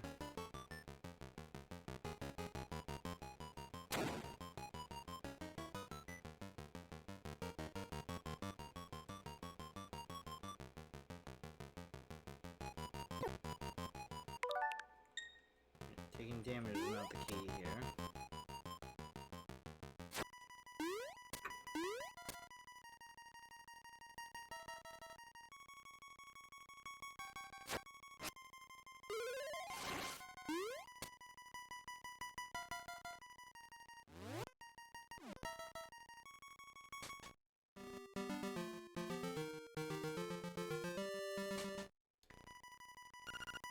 L2, Bottle Grotto.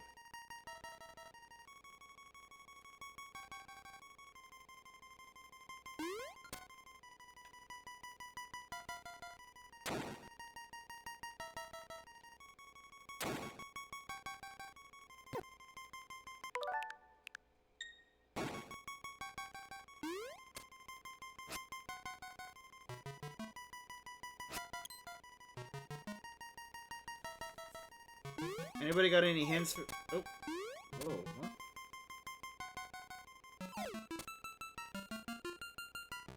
Maybe we can, like, Super Mario stomp on him?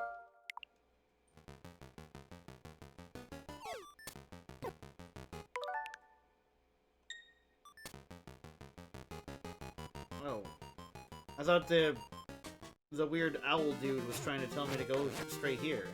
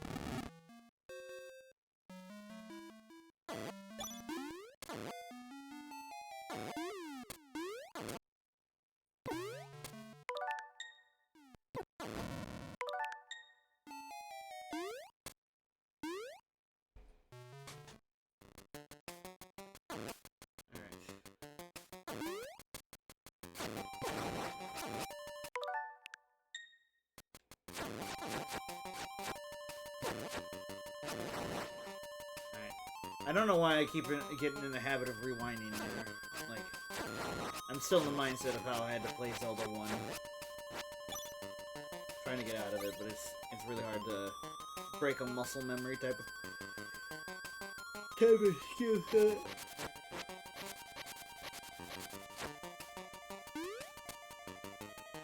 This game is easy.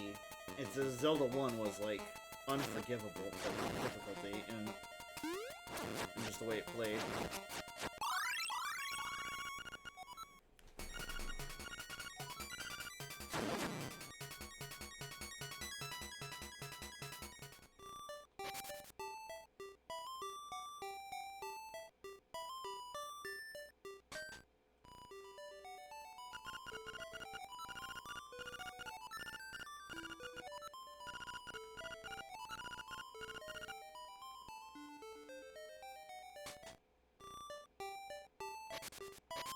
What magic, Eyeglass?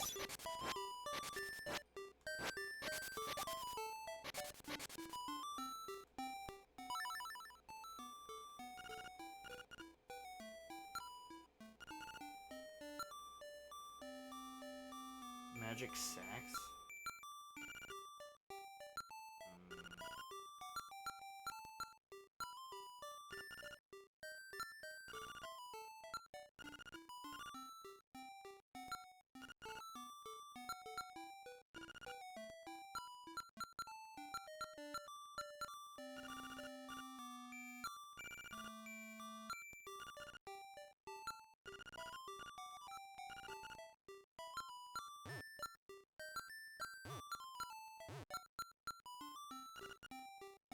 witch's hut?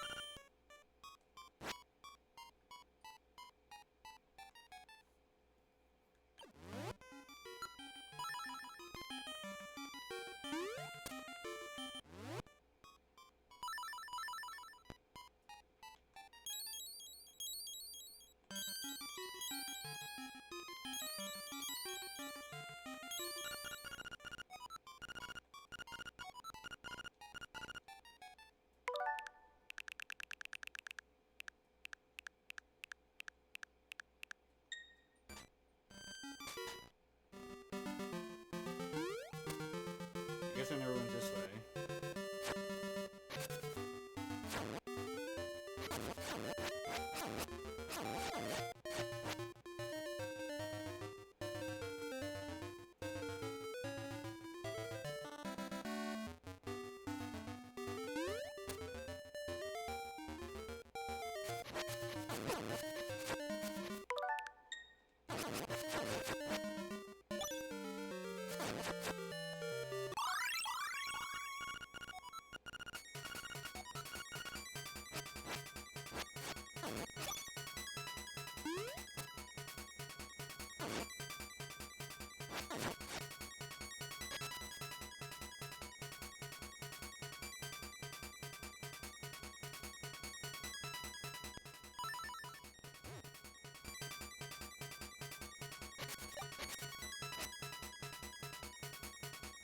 Camera.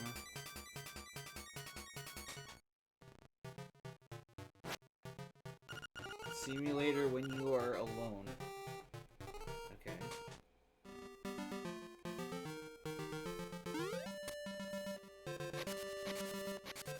I'm gonna leave a bad Yelp review on that guy. Owner, decent photographer, good composition. Cons, hates dogs.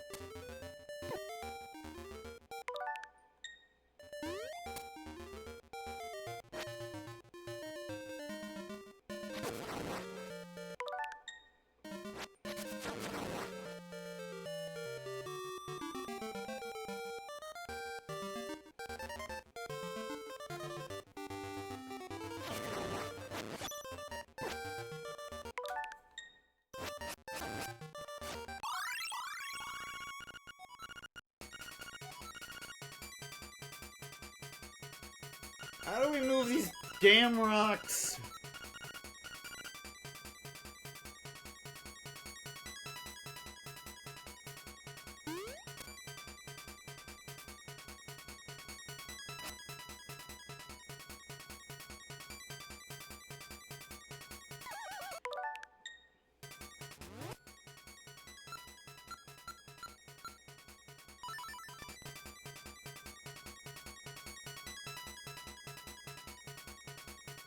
That's what I thought I was doing, and then, like, I couldn't get past it. Like, oh.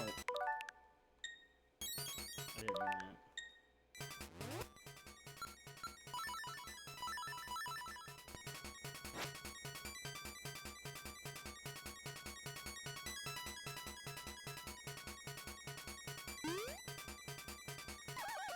Link, what the fuck, man?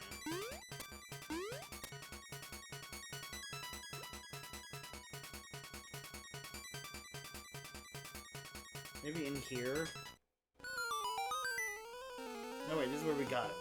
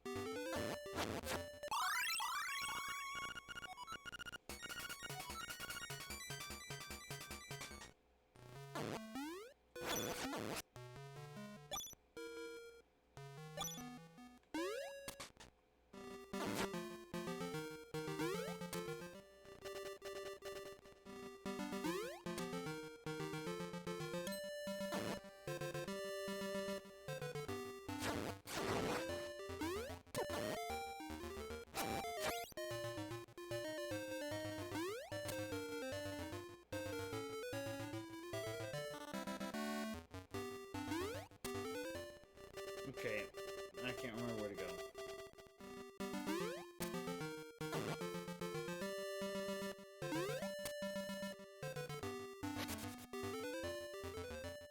Oh, here we go.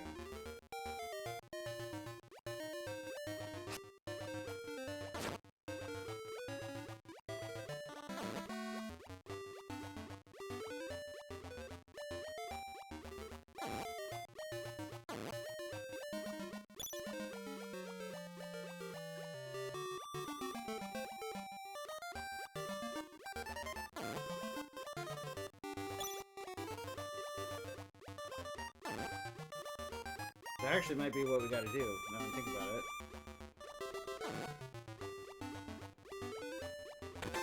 Oh no, that was just a rupee.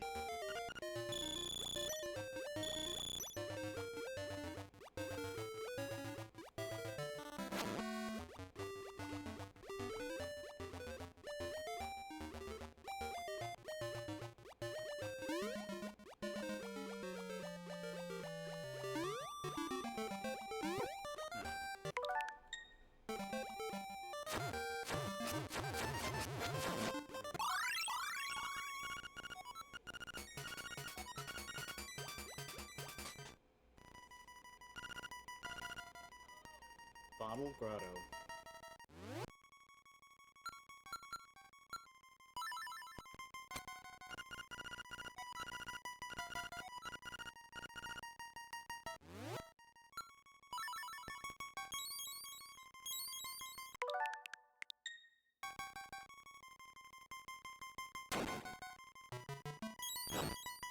Oh, okay. I didn't realize this could light fire. Okay. I thought its only use was transforming people, like, back from animals and shit. Okay.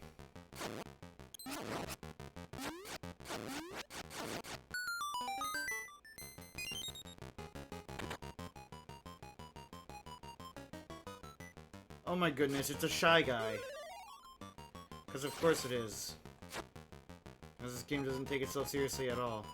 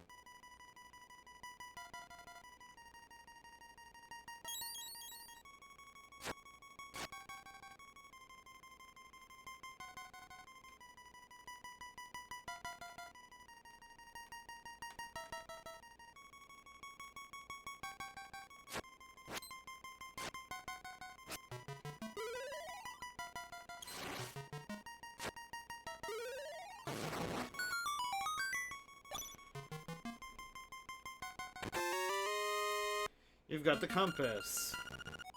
Yep.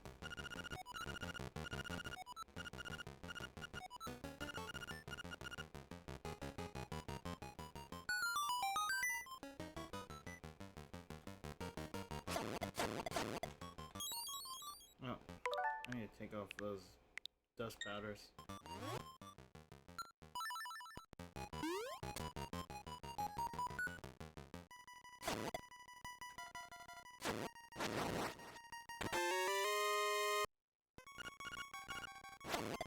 Oh.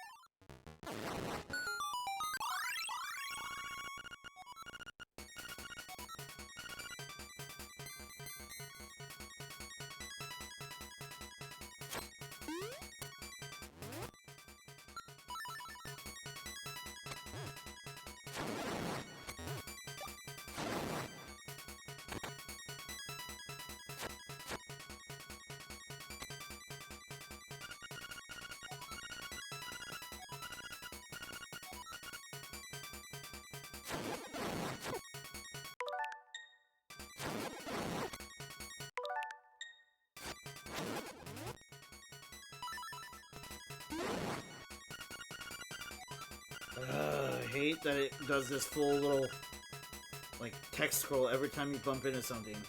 That's a quality of life feature I hope they fix in the remake.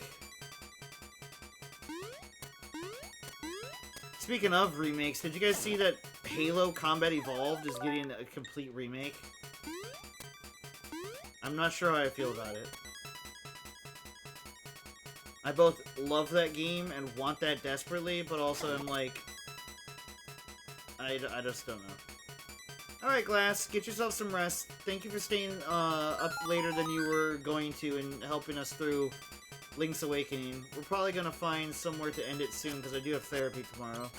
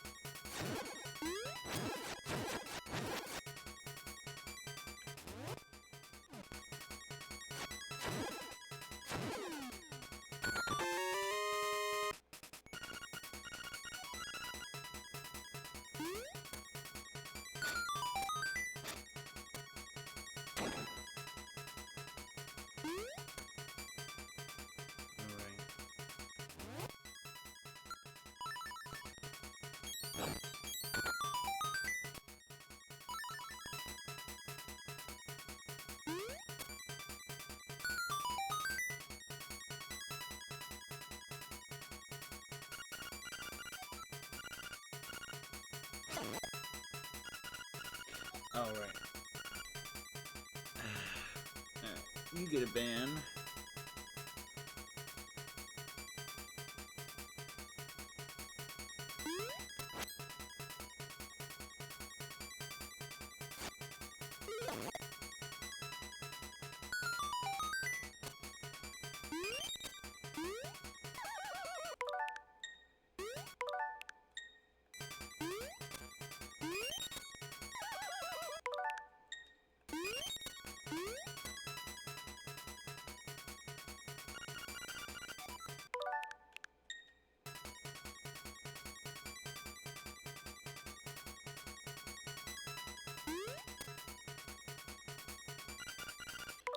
I hate just accidentally bumping into those things and getting that stupid little...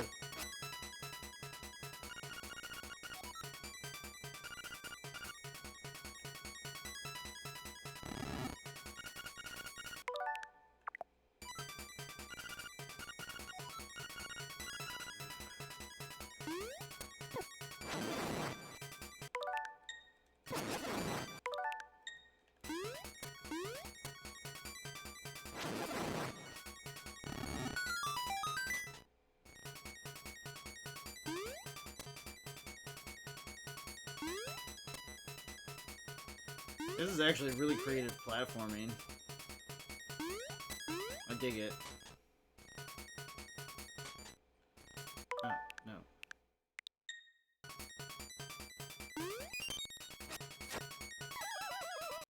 Come on now.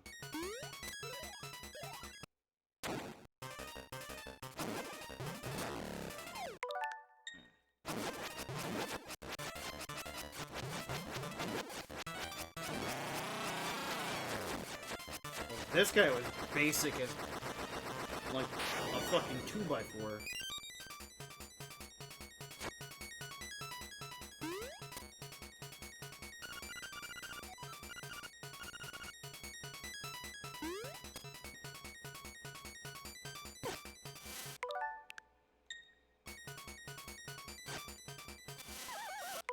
Oh my. It's like it sucks you. Oh, it does. It's like a gravity well. I didn't notice that. I noticed the pull, but I thought it was just like the game's like hitboxes being garbage.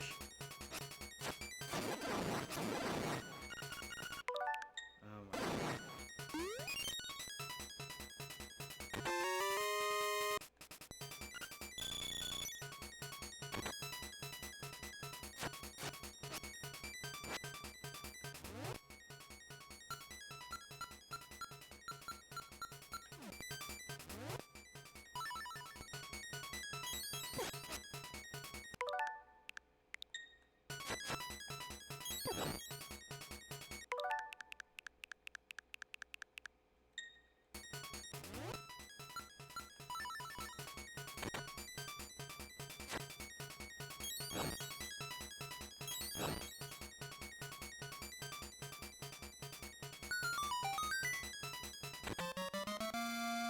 You found the power bracelet. At last, you can pick up pots and stones. Oh my goodness. Fucking tell me I gotta equip it. Are you for real?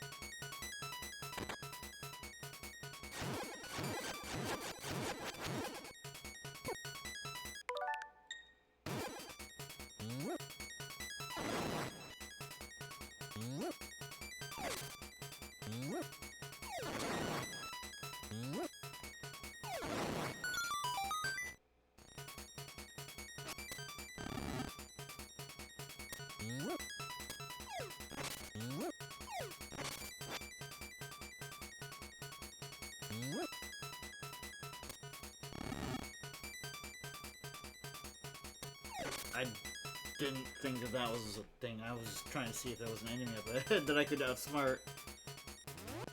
Whoops.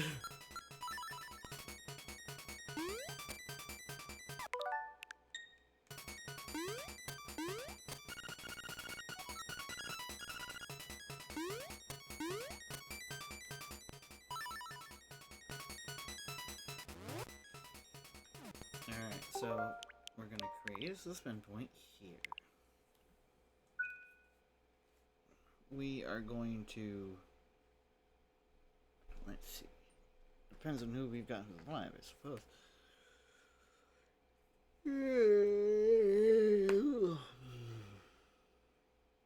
Pardon the yawn. It's getting late and I have therapy in the morning. So, I'm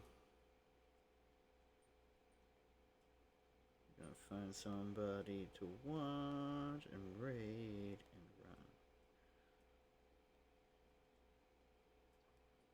run. Okay, there's not a lot of people who are live right now. Let's try and find some.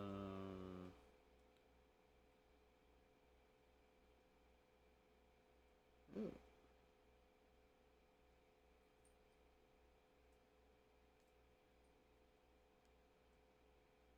Hang on, I'm gonna find somebody.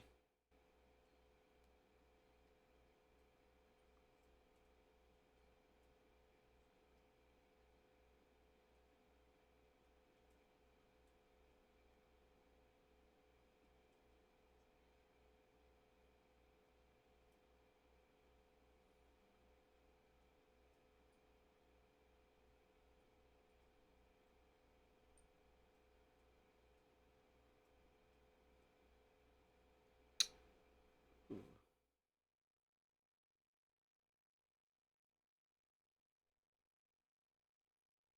Ooh, I think I found somebody perfect to raid. Give me a second here.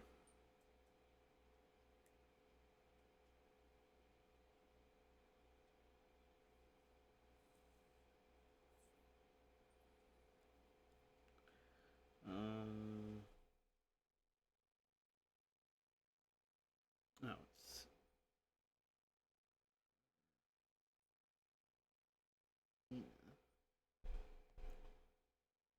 Alright.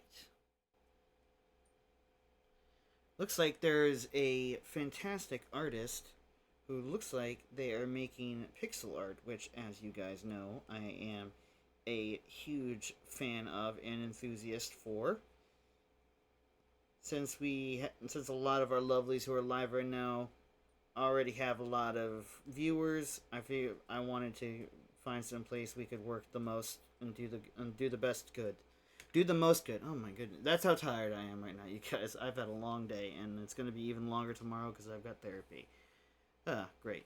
So, yeah, thank you guys so much for watching. I really enjoyed talking and going on long tangents with you guys. And as always, my name is Mewa the Fox, and I'll see all of you lovelies in the next video. Bye!